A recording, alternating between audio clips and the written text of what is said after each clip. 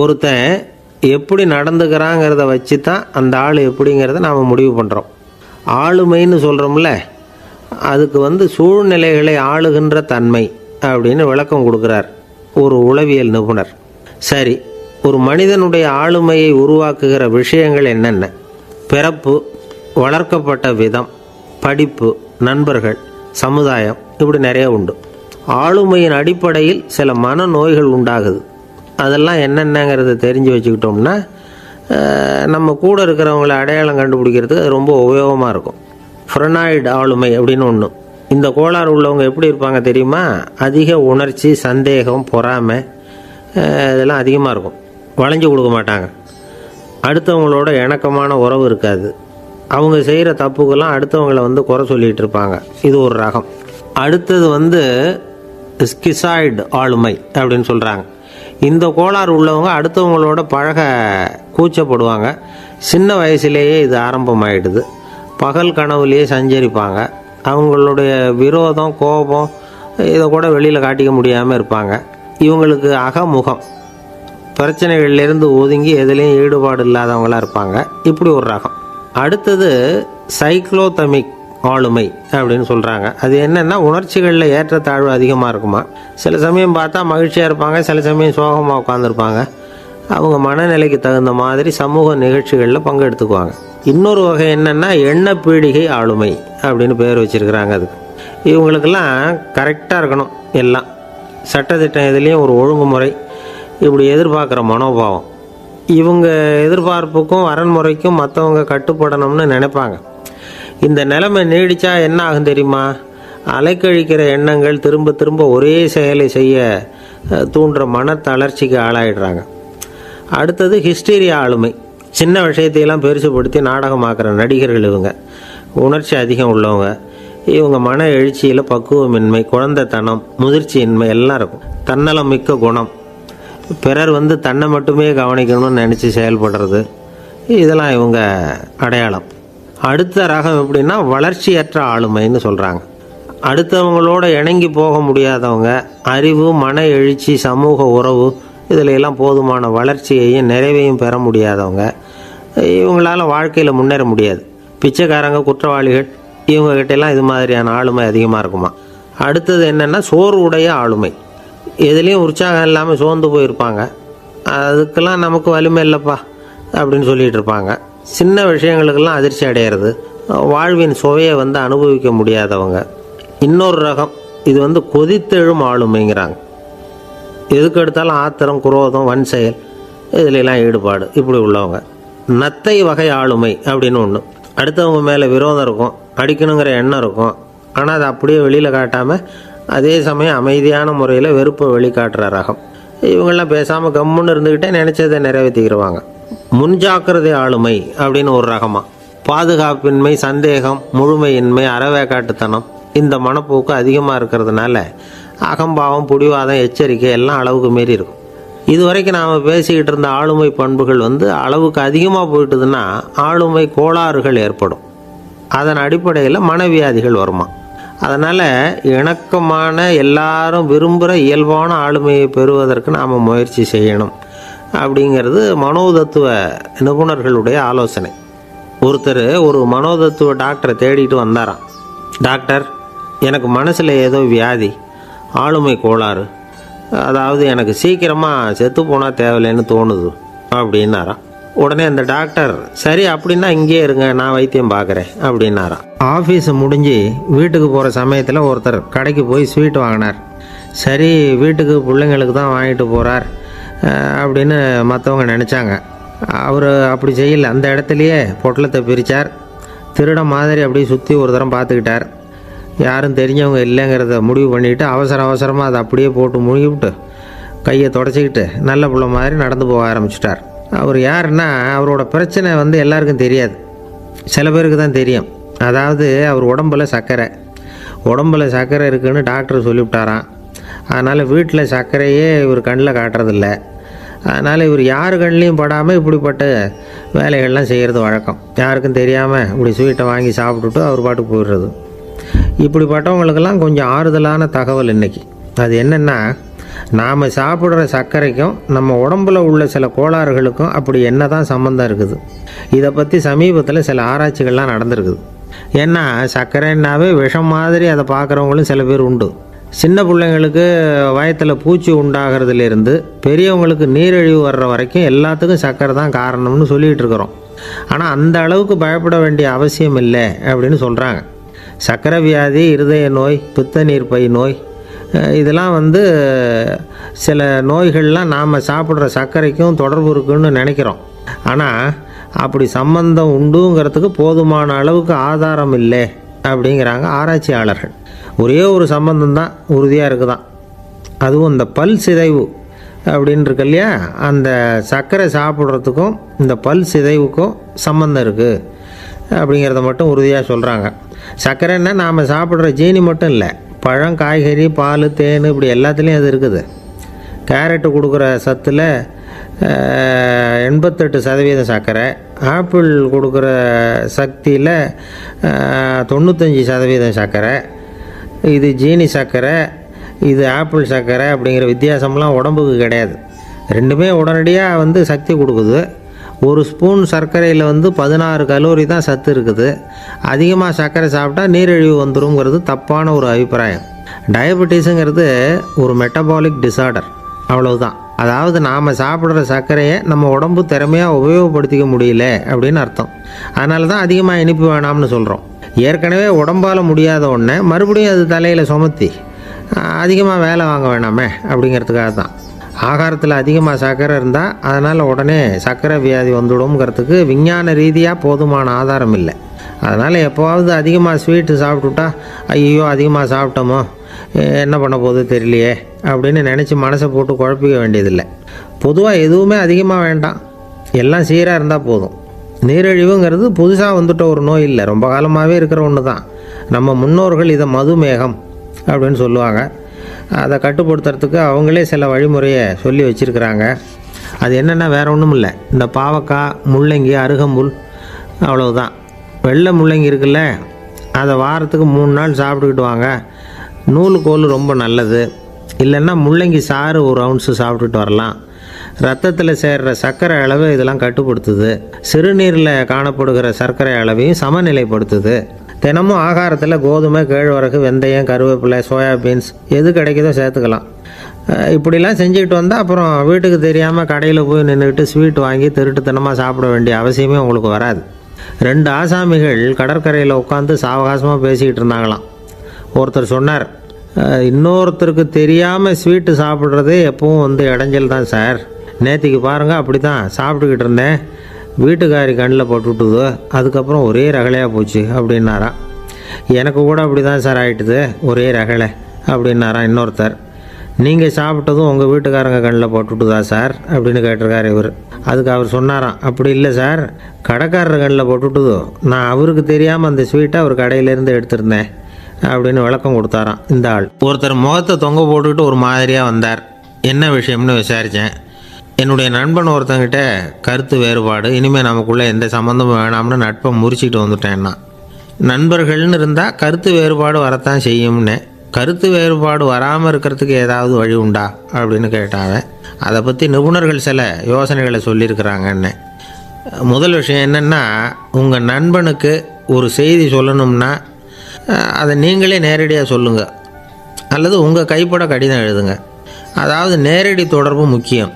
அதை விட்டுட்டு இன்னொருத்தர் மூலமாக நண்பர்களுக்கு செய்தி அனுப்புனா நீங்கள் சொல்கிற செய்தி அப்படியே போய் சேராது, அது சேதமாயிடும். கூட்டி குறைச்சி சொல்லிவிடுவாங்க, அது குழப்பத்தில் கொண்டாந்து விட்டுரும். இது ஒரு யோசனை. 2வது யோசனை என்னென்னா, நீங்கள் ஒரு நல்ல காரியத்தை செய்யும் பொழுது உங்கள் நண்பரையும் சேர்த்துக்குங்க, அவருக்கும் அதில் ஒரு ஈடுபாட்டை உருவாக்குங்க. 3வது யோசனை, நம்ம பக்கத்தில் இருக்கிற நண்பர் மகிழ்ச்சி அடைகிற மாதிரி ஏதாவது செய்யணும். சின்ன சின்ன செயல்களாக இருந்தாலும் பரவாயில்ல, அவர் நமக்கு எதுவும் செய்யலையே, நாம் எதுக்கு செய்யணும் அப்படின்னு நினச்சிக்கிட்டு இருக்கக்கூடாது. 4வது யோசனை என்னென்னா, உங்களுக்கு ஒரு பிரச்சனையா அல்லது உங்கள் நண்பருக்கு ஒரு பிரச்சனையா, எதுவாக இருந்தாலும் 2 பேரும் சேர்ந்து உட்காந்து ஆலோசனை பண்ணுங்கள். நம்ம யோசனையும் கேட்கப்படுதே அப்படிங்கிற நினைப்பே அவருக்கு ஒரு மன நிறைவை உண்டாக்குமா. 5வது யோசனை, உங்கள் நண்பர் ஏதோ ஒரு காரியத்தை செய்கிறார், நீங்கள் உடனே அவசரப்பட்டு நீ செய்கிறது தப்புன்னு தீர்ப்பு சொல்லக்கூடாது. அவர் அதை செய்யறதுக்கான நியாயங்கள் எவ்வளவோ இருக்கும், அதை புரிஞ்சுக்கிறதுக்கு முயற்சி பண்ணணும். 6வது யோசனை, உங்கள் நண்பர் என்ன சொன்னாலும் அதை பொறுமையாக கேளுங்க. அவர் சொல்கிறத புரிஞ்சுக்கணும், அவர் சொல்ல விரும்புகிறத புரிஞ்சுக்கணும், அவர் சொல்ல முடியாமல் தவிக்கிறதையும் புரிஞ்சுக்கணும். இப்படி 3 விதமாகவும் அவரை புரிஞ்சுக்கிட்டு அதுக்கு தகுந்த மாதிரி செயல்படணும். 7வது யோசனை என்னென்னா, உங்கள் நண்பர் உங்ககிட்ட வந்து ஏதோ ஒரு கருத்தை சொல்கிறார், அது உங்களுக்கு பிடிக்கல, அதுக்காக உடனே நீ சொல்கிறது சரியில்லை, நான் ஒத்துக்க மாட்டேன் அப்படின்லாம் மறுத்துக்கிட்டு இருக்கக்கூடாது. அவர் சொல்கிறத கேட்கணும், பொறுமையாக சிந்திக்கணும், அதுக்கப்புறம் பதில் சொல்லணும். இப்படிலாம் நடந்துக்கிட்டால் நண்பர்களுக்குள்ள கருத்து வேறுபாடு வர்றதுக்கு வாய்ப்பே இருக்காது அப்படின்னு வல்லுநர்கள் தொகுத்து சொல்லியிருக்கிறாங்க இந்த யோசனைகளை. எனக்கு தெரிஞ்ச சில நண்பர்கள் உண்டு, அவங்களுக்குள்ளேயும் கருத்து வேறுபாடுகள் வராமல் இருக்கிறதுக்கு சில நுட்பங்களை கையாளுறது உண்டு. ஒருத்தர் சொன்னார், அந்த டாக்டர் சின்ன வயசுலேருந்து என் கூட பழகினவர், நாங்கள் 2 பேரும் இணை பிரியாத நண்பர்கள். இருந்தாலும் எனக்கு உடம்பு சரியில்லைன்னா நான் அவர்கிட்ட வைத்தியம் பார்த்துக்க மாட்டேன் அப்படின்னார் ஒருத்தர். ஏன் அப்படின்னு கேட்டேன். எங்கள் நட்பு கெட்டுப்போடக்கூடாது இல்லையா, அதனால தான் அப்படின்னார் இவர். ஒரு மனுஷனுக்கு 3 விதத்தில் கர்வம் உண்டாகிறதுக்கு வாய்ப்பு உண்டு. பணம், பதவி, புகழ். பணம் அதிகமாக வந்தால் கர்வம் வரலாம், பதவி பெருசாக வந்துட்டுதுன்னா கர்வம் வரலாம், புகழ் அதிகமாக போனாலும் கர்வம் வரலாம். இந்த 3 வகையான கர்வத்துக்கும் இடம் கொடுக்காமல் இருக்கிறாங்க பாருங்கள், அவங்க தான் சிறந்த மனிதர்கள். ஒரு பெரிய பொறுப்பில் இருக்கிறவங்களுக்கு கர்வம் வந்துடக்கூடாது. அப்படி வந்துட்டுதுன்னா அது எல்லாருக்கும் இடைஞ்சல். ஒரு ராஜா இருந்தார். அவர் ஒரு நாள் தன்னுடைய தலைநகரத்தை சுற்றி வந்துக்கிட்டு இருந்தார். ஒரு இடத்துல ஒரு அழகான நிலத்தை பார்த்தார். ஆஹா, இந்த இடத்துல நமக்குன்னு ஒரு மாளிகையை கட்டினா எவ்வளோ நல்லாயிருக்கும் அப்படின்னு நினச்சார். ராஜா நினச்சா அது முடியாத காரியமா? சரி, இந்த நிலம் யாருக்கு சொந்தம்னு விசாரிங்க அப்படின்னார் பக்கத்தில் இருந்தவங்கக்கிட்ட. அவங்கெல்லாம் ஓடி போய் விசாரித்தாங்க. அந்த இடம் வந்து ஒரு வயசான கிழவிக்கு சொந்தம், வயசான அம்மாவுக்கு சொந்தமாக. அந்த அம்மா தான் அதில் ஒரு குடிசையை போட்டு குடியிருந்துகிட்டு இருக்கிறாங்க. சரி, அந்த நிலத்துக்கு வந்து ஒரு விலையை நிர்ணயம் பண்ணி அதை அந்த வயசான அம்மாக்கிட்ட கொடுத்துருங்கோ அப்படின்னு உத்தரவு போட்டார் ராஜா. ஆனால் அந்த அம்மா, இது எங்கள் பூர்வீக இடம், இதை விற்க மாட்டேன் அப்படின்னு சொல்லிவிட்டுது. சரி, 2 பங்கு விலை கொடுக்குறோம்னு சொல்லி பாருங்க அப்படின்னாங்க. அப்படியே சொன்னாங்க அரண்மனை ஆட்கள். அதுக்கும் சம்மதிக்கலை அந்த அம்மா. இதை கேள்விப்பட்டதும் ராஜாவுக்கு கோபம் வந்துட்டுது. தன்னுடைய ஆளுங்களை கூப்பிட்டார். போய் அந்த குடிசையை பிரித்து எறிங்க, காசெல்லாம் ஒன்றும் கொடுக்காதீங்க அப்படின்னு கத்தினார். அவ்வளோதான். அடுத்த நிமிஷம் அரண்மனை ஆசாமிகள் போனாங்க, குடிசையை பிரித்து எரிஞ்சாங்க. அந்த வயசான அம்மா இருக்குது, அதுவும் அந்த இடத்த விட்டு துரத்தி விட்டாங்க. அந்த இடத்துல ஒரு அரச மாளிகையை கட்டி முடிச்சிட்டாங்க. அந்த வயசான அம்மா பாவம், ராஜாவே இப்படி பண்ணால் யார்கிட்ட போய் முறையிட முடியும்? ஒரு ஞானி இருந்தார், அவர்கிட்ட போய் சொன்னாங்க. அவர் இவங்க சொன்னதை கேட்டு மனசில் வச்சுக்கிட்டார். ஒரு நாள் அந்த ராஜாவே இந்த ஞானியை கூப்பிட்டார். புதுசாக ஒரு மாளிகை கட்டியிருக்கிறேன், வந்து பாருங்கன்னு. சரின்னு சொல்லி இந்த பெரியவர் ஒரு நாள் அந்த மாளிகைக்கு போனார். சும்மா போகல, ஒரு கழுதையையும் ஓட்டிகிட்டு போனார். கொஞ்சம் சாக்குகள், வெத்து சாக்கு, அதையும் எடுத்து கழுதை முதுகில் போட்டு கழுதையை ஓட்டிகிட்டு போகிறார். ராஜா பார்த்தார்.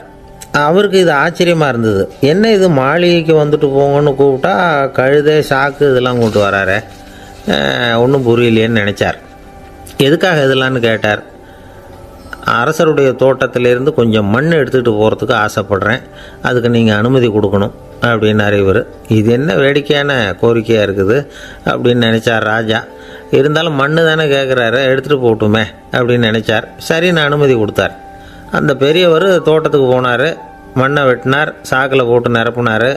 ராஜாவை கொஞ்சம் கிட்ட வாங்கன்னு கூப்பிட்டார். இந்த மண் மூட்டையை தூக்கி கழுதையோட முதுகில் வைக்கணும், கொஞ்சம் உதவி பண்ணுங்கன்னார். ஓ, பண்ணுறேனே அப்படின்னு சொல்லி ராஜா கிட்ட போனார். மூட்டையை தூக்கி பார்க்குறாரு, முடியல, திணறி போயிட்டார். இப்போ அந்த ஞானி பேசினாராம். அரசே, இந்த ஒரு சாக்கு மண்ணையே உங்களால் தூக்க முடியல, அந்த கிழவிகிட்ட இருந்து அந்த அக்கிரமமாக அபகரித்த இந்த தோட்டம் பூராவையும் சுமக்கணும்னு ஆசைப்படுறீங்களே, அது உங்களால் முடியுமா அப்படின்னு கேட்டாராம். ராஜா யோசனை பண்ண ஆரம்பித்தார். தன்னுடைய செயலுக்காக வருத்தப்பட்டாராம். அந்த வயசான அம்மாவை உடனடியாக வரவழைச்சார். தாயே, தப்பு பண்ணிட்டேன், என்னை மன்னிச்சுக்குங்க, இன்னையிலேருந்து இந்த மாளிகையும் தோட்டமும் உங்களுக்கு தான் சொந்தம் அப்படின்னு சொல்லிவிட்டாராம். போகிறப்ப இந்த உலகத்திலேருந்து எண்ணத்தை எடுத்துகிட்டு போக போகிறோம், அதனால் ரொம்பவும் அலட்டிக்க வேண்டியதில்லை, கர்வப்பட வேண்டியதில்லை, அப்படிங்கிறது ஒரு பெரிய உபதேசம்.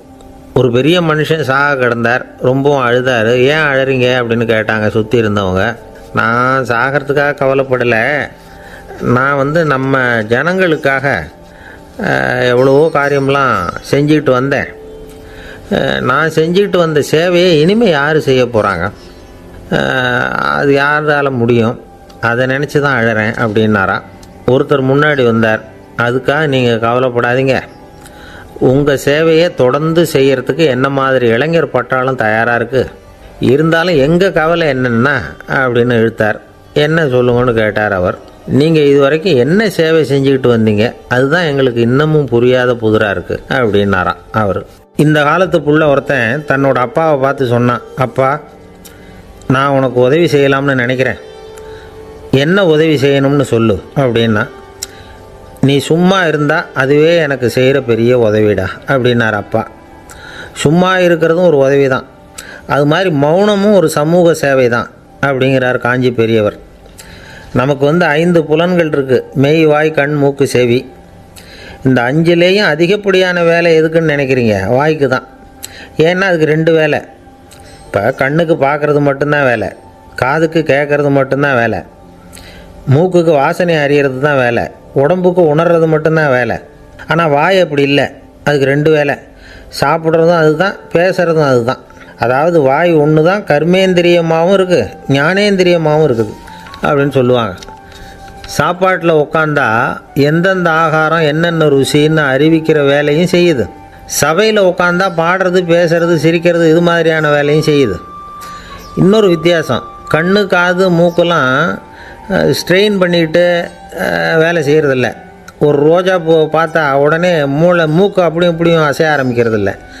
ஒரு சங்கீதத்தை கேட்ட உடனே காது ஆட ஆரம்பிக்காது. ஆனால் வாய் அப்படி இல்லை, அது பேசினாலும் சரி சாப்பிட்டாலும் சரி அசைஞ்சு தான் ஆகணும். ஆக மற்றதை விட வாய்க்கு வேலை ஜாஸ்தின்னு தெரியுது. சாப்பிட்றது, பேசுறது அப்படின்னு 2 காரியம் அதுக்கு. இப்படி 2 காரியம் இருக்கிறதுனால அது 2ஐயும் பாதியாக குறைச்சிக்கணுங்கிறது கடவுள் அபிப்பிராயமாக இருக்கணும் அப்படிங்கிறார் காஞ்சி பெரியவர்.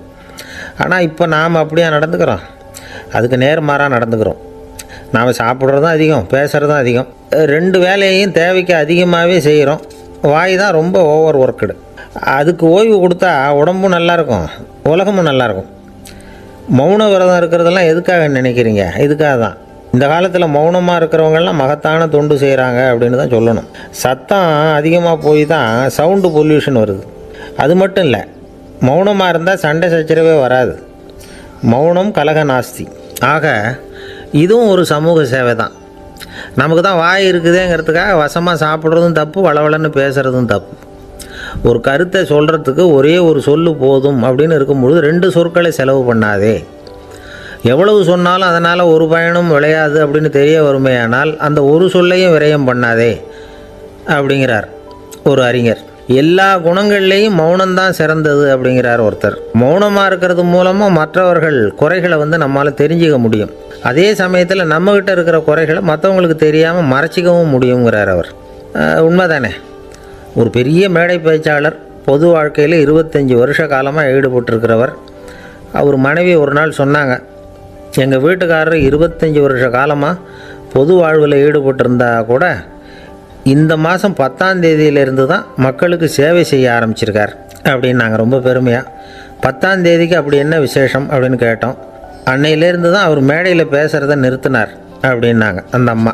ஒரு நண்பர் அவசரமாக என்கிட்ட ஓடி வந்தார். அப்புறம் சொன்னார், என்னால் நம்பவே முடியல சார், என் பையனை அப்படி அப்படின்னு சொல்லி ஆச்சரியப்பட்டார். உங்கள் பையன் அப்படி என்ன தான் செஞ்சுட்டான் அப்படின்னு கேட்டேன். என்னால் முடியாத ஒரு காரியத்தை அவன் செஞ்சுட்டான் சார் அப்படின்னார். அது என்னன்னு தான் சொல்லுங்களேன். என்ன 5ஆவது வகுப்பில் அவன் ஒரே தடவையில் தேறிட்டான் சார், அதாவது ஒரே அட்டம்ப்டில் பாஸ் ஆகிருக்கான் அப்படின்னார் மூச்சு வாங்க. கஷ்டப்பட்டு பரீட்சை எழுதுனது அவன், இவருக்கு ஏன் மூச்சு வாங்குது? நம்மால் செய்ய முடியாத ஒரு காரியத்தை இன்னொருத்தர் செய்யும் பொழுது அது நமக்கு ஆச்சரியமாக இருக்குது. சர்க்கஸ் பார்க்குறோம், ஒருத்தர் அந்த இடத்துல தொங்குறார், அது நமக்கு ஆச்சரியம். ஏன்னா அது நம்மால் முடியாத காரியம். நம்மால் முடியாத ஒன்றை அடுத்தவர் எளிதாக செய்யும் பொழுது நாம் மருள்வது இயற்கை. இதை தான் தொல்காப்பியம் மருட்கை அப்படின்னு சொல்லுது. இந்த வியப்பு இருக்குதே, இது 4 வகையில் ஏற்படுறதாக தொல்காப்பியம் சொல்லுது. அது என்ன 4 வகை? முதல் வகை எப்படின்னா புதுமையான அரிய செயல்களை செய்கிறது. ரெண்டாவது வகை என்னென்னா பெரும் செயல்களை செய்கிறது. மூணாவது வகை என்னென்னா மிக நுட்பமான செயல்களை செய்கிறது. நாலாவது வகை என்னென்னா ஆக்கம் தரும் செயல்களை செய்கிறது. புதுமை, பெருமை, சிறுமை, ஆக்கமோடு மதினம் சாலா மருட்கை நான்கே அப்படிங்கிறது தொல்காப்பியம். இன்றைக்கி விஞ்ஞானம் புதுசு புதுசாக எதையோ கண்டுபிடிக்குது. ஆரம்பத்தில் அது ஆச்சரியமாக இருக்குது, அப்புறம் அது நமக்கு பழகி போடுது. வானொலி பெட்டி புதுசாக வந்தப்போ ஒரு பெட்டி பேசுதுங்கிறது எவ்வளோ பெரிய ஆச்சரியம். இப்போ யாரும் அதை ஆச்சரியமாக பார்க்குறதில்ல. மதினம் சாலா மருட்கை அப்படின்னு ஒரு சொற்றொடர் வருது பாருங்கள். அதில் கருத்தாழம் உண்டு. எதை பற்றியும் போதுமான அளவு புரிந்து கொள்ளாத போது ஒருத்தர் ஆச்சரியப்படுறார். புரிந்து கொண்ட பிறகு ஆச்சரியம் மறைஞ்சு போடுது. மிக நுட்பமான செயல்களும் நம்ம ஆச்சரியப்பட வைக்கும். ஒரு அரிசியில் ஒரு திருக்குறள் எழுதி காட்டுறாங்க, ஒரு முட்டை ஓட்டுக்குள்ளே ஓவியம் தீட்டி காட்டுறாங்க. கருங்கல் சிற்பங்களில் எவ்வளோ நுட்பமான வேலைப்பாடுகளை எல்லாம் பார்த்து ஆச்சரியப்படுறோம். இது மாதிரி ஆக்கப்பூர்வமான அரிய செயல்களை செய்கிறது கூட வியப்பை உண்டு பண்ணும். குப்பை கூலங்களை கூட வாழ்க்கைக்கு பயன்படுகிற பொருளாக மாற்றுகிறவர்கள் இருக்காங்க. அவர்களுடைய செயல் வியப்பு அளிக்குது. இடைக்காட்டு சித்தர் பாடின மூவடி 30ங்கிற நூலில் வர்ற ஒரு பாடல், ஆற்றல் பிறர் அறிதலின் அகம் கிளர்வு உறுதலின் கற்று அறி பாணர் கழுமிய கோடலின் தோற்றம் உருகவே போற்றல் சால் வியப்பே. ஒருத்தருடைய ஆற்றல் தெரியாமல் இருந்தது, அவருடைய அரிய செயலை பார்க்கும் பொழுது வியப்பாக இருந்தது, மனசுக்குள்ள கிளர்ச்சி.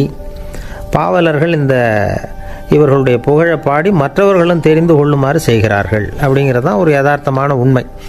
ஆக எல்லா வகையிலும் மக்கள் தங்களுடைய வாழ்க்கையில் முன்னேறுவதற்கான வழிகாட்டுகிற ஒரு மெய்ப்பாடு தான் வியப்புங்கிறது. இந்த காலத்தில் நம்ம எப்படியெல்லாம் ஆச்சரியப்பட வைக்கிறாங்க.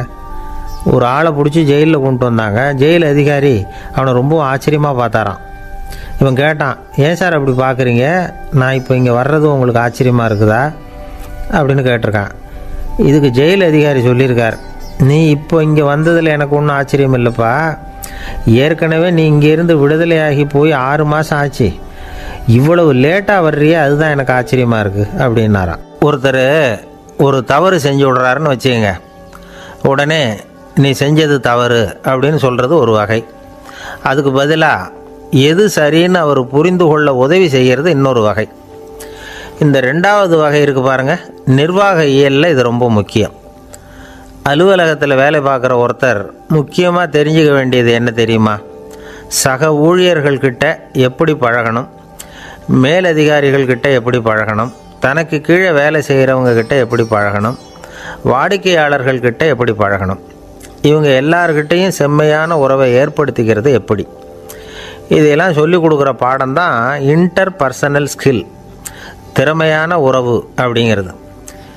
எந்த வேலையில் இருந்தாலும் சரி, இந்த உறவுகளை வளர்க்கும் திறன் உள்ளவங்க சீக்கிரம் முன்னுக்கு வந்துடுறாங்க. மற்றவங்க கிட்ட உறவை பலப்படுத்திக்கிறது எப்படி அப்படின்னு தெரிஞ்சுக்கிட்டோம்னா எந்த ஒரு தடையையும் சுலபமாக தாண்டி செய்கிற தொழிலில் முன்னுக்கு வந்துடலாம். ஹார்வர்டு பல்கலைக்கழகத்தில் ஒரு கணக்கெடுப்பு பண்ணி பார்த்தாங்களாம். பார்க்குற வேலையில் எது மாதிரி குணாதிசயம் உள்ளவங்க வேகமாக முன்னுக்கு வர்றாங்க அப்படின்னு தெரிஞ்சுக்கிறதுக்காக இந்த கணக்கெடுப்பு. வெவ்வேறு துறையில் வேகமாக முன்னுக்கு வந்திருக்கிற பல பேரை சந்தித்து இந்த சர்வேயை நடத்தியிருக்கிறாங்க. அவங்க கண்டுபிடிச்சி சொல்லியிருக்கிற உண்மை என்ன தெரியுமா? ஒருத்தர் ஒரு வேலையில் இருந்தால் அது சம்பந்தப்பட்ட சப்ஜெக்ட் பற்றிய அறிவு 35% இருந்தால் போதுமா. ஆனால் உறவுகளை வளர்க்கக்கூடிய திறன், இன்டர் பர்சனல் ஸ்கில்லு 65% வேணும். இப்படி உள்ளவங்க சீக்கிரம் முன்னுக்கு வந்துடுறாங்களாம். அதனால் ஒருத்தருக்கு வேலை சரியாக புரியலைன்னா கூட விவரமாக மற்றவங்கக்கிட்ட பழகிறது எப்படின்னு புரிஞ்சால் போதும், அவர் முன்னுக்கு வந்துடலாம். அலுவலகங்களில் மட்டும் இல்லை, எல்லா இடங்கள்லையும் இது ரொம்ப முக்கியம். வீட்டுக்குள்ளேயும் இது ரொம்ப முக்கியம், வீட்டுக்கு வெளியேயும் இது முக்கியம். அடுத்தவங்கக்கிட்ட பழகிறது எப்படிங்கிறத தெரிஞ்சிக்காதவன் வாழ்க்கையில் முன்னேற முடியாது. இன்றைக்கி ஆயுதங்களால் காயப்படுத்தி கொள்ளுகிறவர்களை விட வார்த்தைகளால் காயப்படுத்தி கொள்ளுகிறவர்கள் தான் அதிகம். பெரியவங்க என்ன சொல்கிறாங்க தெரியுமா? நீங்கள் இந்த பூமியில் பிறந்ததன் அர்த்தம் பூர்த்தி ஆகணும்னா அடுத்தவங்களுக்கு உதவி பண்ணுங்க. அடுத்தவங்களுக்கு உதவி செய்ய முடியாவிட்டால் கூட பரவாயில்லை, ஆனால் யாரையும் புண்படுத்தி விடாதீங்க அப்படின்னு சொல்கிறாங்க. எனக்கு தெரிஞ்ச ஒருத்தர் ஒரு அலுவலகத்தில் வேலை பார்க்குறார். அவர் சொல்லுவார், எனக்கு இந்த இன்டர்பர்சனல் ஸ்கில் ரொம்ப அதிகம் சார். சக ஊழியர்கள்கிட்ட ரொம்ப சுமூகமாக நடந்துக்குவேன். என் கூட வேலை பார்க்குற ஒருத்தருக்கு ஏதாவது ஒரு கஷ்டம்னா அந்த சமயத்தில் அவர் செய்ய வேண்டிய வேலையை நான் செஞ்சுருவேன் சார் அப்படிம்பார். நான் அவர்கிட்ட சமீபத்தில் அப்படி ஏதாவது செஞ்சுருக்கீங்களா அப்படின்னு கேட்டேன். செஞ்சுருக்கேன் சார். போன வாரம் புதன்கிழமை ஆஃபீஸில் என் பக்கத்து சீட்டுக்காரருக்கு வயிற்று வலி. உடனே நான் மெடிக்கல் லீவ் போட்டுவிட்டு எங்கள் வீட்டுக்கு போயிட்டேன் சார் அப்படின்னார். ஒரு அம்மா தெருவில் உட்காந்து என்னத்தையோ தேடிட்டு இருக்கிறாங்க. அந்த அம்மா ஒரு சூஃபி ஞானி. அவங்க பேர் என்னென்னா ரபியா அல் அடாவியா. அந்த அம்மாவுக்கு கண் கூட தெளிவாக தெரியாது. அந்த பக்கமாக வந்த சில பேர் இவங்களுக்கு உதவி செய்கிறதுக்காக வந்தாங்க. என்ன தேடிகிட்டு இருக்கிறீங்க அப்படின்னு கேட்டாங்க. இதுக்கு அந்த அம்மா, அந்த கேள்வி அவ்வளோ முக்கியத்துவம் இல்லை, நான் தேடிகிட்டு இருக்கிறேன், உங்களால் முடிஞ்சால் எனக்கு உதவி பண்ணலாம் அப்படின்னாங்களாம். உதவி செய்ய வந்தவங்களுக்கு ஆச்சரியம். எதை தேடுறோங்கிறது தெரியாமல் இப்படி ஏன் நேரத்தை செலவழிக்கிறீங்க, நாங்கள் எப்படி உங்களுக்கு உதவ முடியும், எங்களுக்கு ஒன்றும் புரியலையே அப்படின்ட்டுருக்காங்க. சரி, உங்களை திருப்தி பண்ணுறதுக்காக சொல்கிறேன், ஒரு குண்டூசி தொலைஞ்சி போச்சு, அதை தேடுறேன் அப்படின்னாங்களாம் அந்த அம்மா. அதுக்கப்புறம் இவங்களும் சேர்ந்து தேட ஆரம்பிச்சிட்டாங்க. கொஞ்ச நேரம் ஆச்சு, ஒன்றும் கிடைக்கல. உதவி செய்ய வந்தவங்களும் அழுத்து போட்டாங்க. அப்புறம் கேட்டாங்க, பாருங்கம்மா, இது ரொம்பவும் பெரிய தெரு, அகலமான தெரு, அதனால் குறிப்பாக நீங்கள் எந்த இடத்துல அந்த குண்டூசியை தொலைச்சிங்க அதை சொல்ல முடியுமான்னாங்களாம். இதுக்கு அந்த அம்மா, நீங்கள் மறுபடியும் அர்த்தமில்லாத கேள்வியை கேட்குறீங்க, உங்கள் கேள்விக்கும் நான் தேடுறதுக்கும் என்ன சம்மந்தம்னாங்களாம். இதை கேட்டதும் அவங்க ஒரு மாதிரி ஆகிட்டாங்க. என்னம்மா நீங்கள் பைத்தியம் மாதிரி பேசுகிறீங்க அப்படின்னாங்களாம். சரி, உங்களை மறுபடியும் திருப்திப்படுத்துறதுக்காக சொல்கிறேன், அதை நான் எங்கள் வீட்டில் தொலைச்சுட்டேன் அப்படின்னாங்களாம். அப்புறம் எதுக்காக இங்கே வந்து தேடிட்டு இருக்கிறீங்க அப்படின்னு கேட்டிருக்காங்க. ஏன்னா இங்கே தான் வெளிச்சம் அதிகமாக இருக்குது, அங்கே வீட்டுக்குள்ளே இருட்டாக இருக்குது, அதனால் இங்கே வந்து தேடுறேன், வெளிச்சம் உள்ள இடத்துல தானே தேட முடியும் அப்படின்னாங்களாம் அந்த ஞானி. இந்த கதைக்கு என்ன அர்த்தங்கிறத பெரியவங்க சொல்கிறாங்க. அதாவது இந்த தேடுதல்ங்கிறது ஒரு வியாதி. அது நம்ம சதா அலைய வைக்கும், பைத்தியமாக மாற்றுறதுக்கு முயற்சி பண்ணோம். ஒரு காலம் அது நிறைவு அடையவே அடையாது. வாழ்வுங்கிறது ஒரு புரிந்து கொள்ள முடியாத சதா இயங்கி கொண்டிருக்கிற ஒரு செயல். அதுக்கு ஆரம்பமும் இல்லை, முடிவும் கிடையாது. எதையோ தேடணும் அப்படிங்கிற உந்துதல் நமக்குள்ளே இருக்கும், ஆனால் குறிப்பாக எதை தேடிட்டு இருக்கிறோம் அப்படிங்கிறது புரியாது. அப்படி ஏதாவது ஒன்றை தேடி அடைஞ்சிடுறோம்னு வச்சுக்கோங்க, உடனே ஒரு அதிருப்தி வந்துடும். அதனால் வாழ்க்கைங்கிறது சலிப்பு நிறைந்தது அப்படிங்கிற எண்ணத்தை உண்டாக்கிக்கிறோம். ஒன்று அடைஞ்சதுக்கு அப்புறம் இன்னொன்று தேட ஆரம்பிச்சிருவோம். ஆக இந்த தேடல்ங்கிறது நாம் ஒன்று அடைஞ்சாலும் அடையாவிட்டாலும் தொடர்ந்து நடந்துக்கிட்டு தான் இருக்கும். இதுக்கு முடிவே கிடையாது. இந்த உண்மையை நாம் நல்லா புரிஞ்சுக்கணும் அப்படிங்கிறது பெரியவங்களுடைய கருத்து. ஏழையும் தேடுறான், பணக்காரனும் தேடுறான், நோயாளியும் தேடுறான், நோய் இல்லாதவனும் தேடுறான், அதிகாரம் உள்ளவனும் தேடுறான், அதிகாரம் இல்லாதவனும் தேடுறான், முட்டாளும் தேடுறான், அறிவாளியும் தேடுறான்.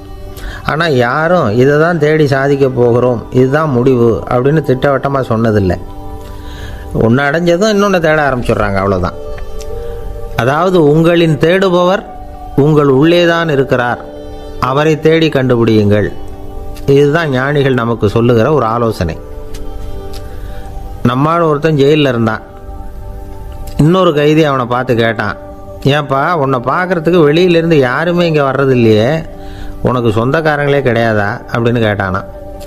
ஏன் இல்லை, எனக்கு சொந்தக்காரங்க நிறைய பேர் உண்டு, அவங்க என்னை பார்க்க வராததுக்கு காரணம் வேற அப்படின்ட்டுருக்கான் இவன். என்ன காரணம்னு கேட்டான் அவன். அதுக்கு இவன் சொன்னானா, அதுக்கு என்ன காரணம்னா அவங்க எல்லாரும் இங்கே உள்ளேயே இருக்கிறாங்க அப்படின்னானா. ஒரு சீன தேசத்து அரசர் இருந்தார். அவருக்கு வயசாயிட்டுது.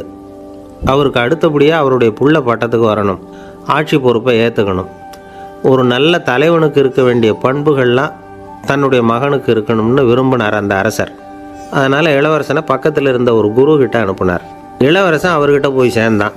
அந்த குரு என்ன பண்ணார் தெரியுமா, இவனை பார்த்து சொன்னார், இதை பாருப்பா, நீ என்ன பண்ணுற, இப்போவே பக்கத்தில் இருக்கிற காட்டுக்கு போ, நடு காட்டில் போய் ஒரு இடத்துல உட்காந்துக்கோ, அங்கே என்னென்ன சத்தம்லாம் உன் காதில் விழுதுன்னு கவனித்து கேளு, உன் காதில் விழுந்த ஓசைகள் என்னென்னங்கிறத என்கிட்ட வந்து சொல்லு, அதுதான் எனக்கு தெரியணும், உனக்கு வேலையும் அதுதான் அப்படின்னு சொல்லி அனுப்பி வச்சுட்டார். இளவரசன் காட்டுக்கு போனான். குரு சொன்னபடியே ஒரு இடத்துல உட்காந்து கவனித்து கேட்டான். அதுக்கப்புறம் குருக்கிட்ட திரும்பி வந்தான். என்னென்ன சத்தம்லாம் கேட்ட அப்படின்னு கேட்டார் குரு.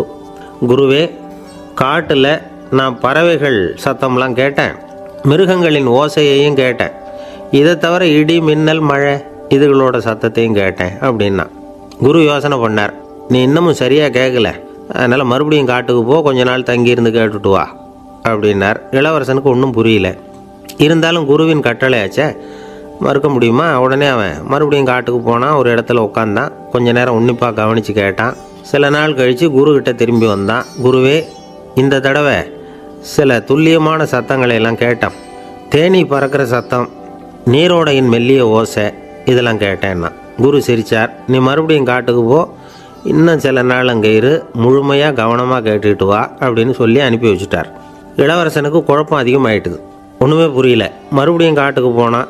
மௌனமாக ஒரு இடத்துல உட்காந்துட்டான். அப்படியே தியானத்தில் ஆழ்ந்துட்டான். சில நாளில் அவனுக்கு இதுவரை கேட்காத ஓசைகள்லாம் கேட்க ஆரம்பிச்சிட்டுது.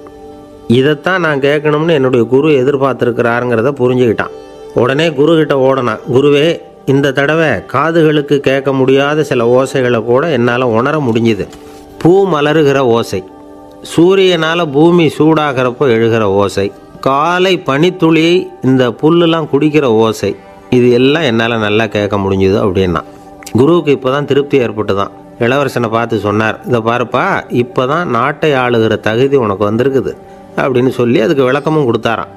எந்த அரசன் தன்னுடைய மக்களின் இதயம் பேசுகிற மௌன மொழியை, மௌன வார்த்தைகளை கேட்குறானோ அவன்தான் ஆள தகுதி உள்ளவன். எந்த அரசன் தன்னுடைய மக்களின் உணர்ச்சிகளை உண்மையாக உணர்றானோ அவன்தான் முதன்மையான அரசன். போலி வார்த்தைகளை மட்டும் கேட்டுட்டு பல மௌன ராகங்களை காதில் வாங்கிக்காதவன் அரசனே இல்லை.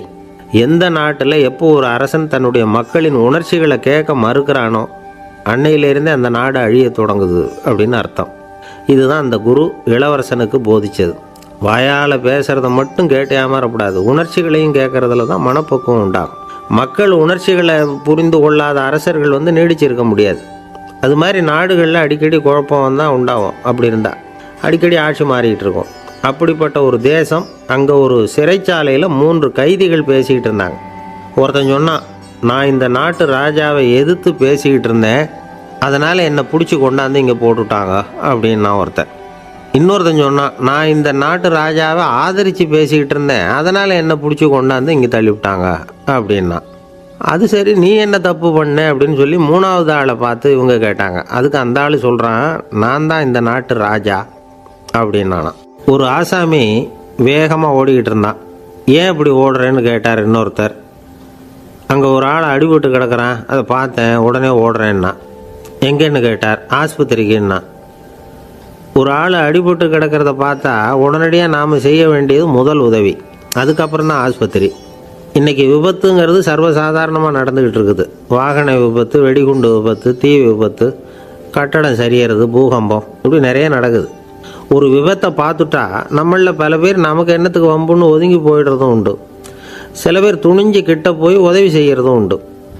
அப்படி உதவி செய்ய நினைக்கிறவங்களுக்கு உபயோகப்படுற தகவல் இது.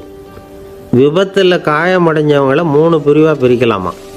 முதல் வகை கொஞ்சம் சீரியஸானது, உயிருக்கு உடனே ஆபத்து தரக்கூடியது. மூளை காயம், முகம், கழுத்து காயங்கள், இருதயம், நுரையீரல் காயங்கள், வயத்தில் உள்ளுறுப்பு காயங்கள், அதிகப்படியான இரத்தப்போக்கு, இதனால எல்லாம் பாதிக்கப்பட்டிருந்தால் அது முதல் வகை அப்படின்னு நாமளே மனசுக்குள்ளே முடிவு பண்ணிக்கணும்.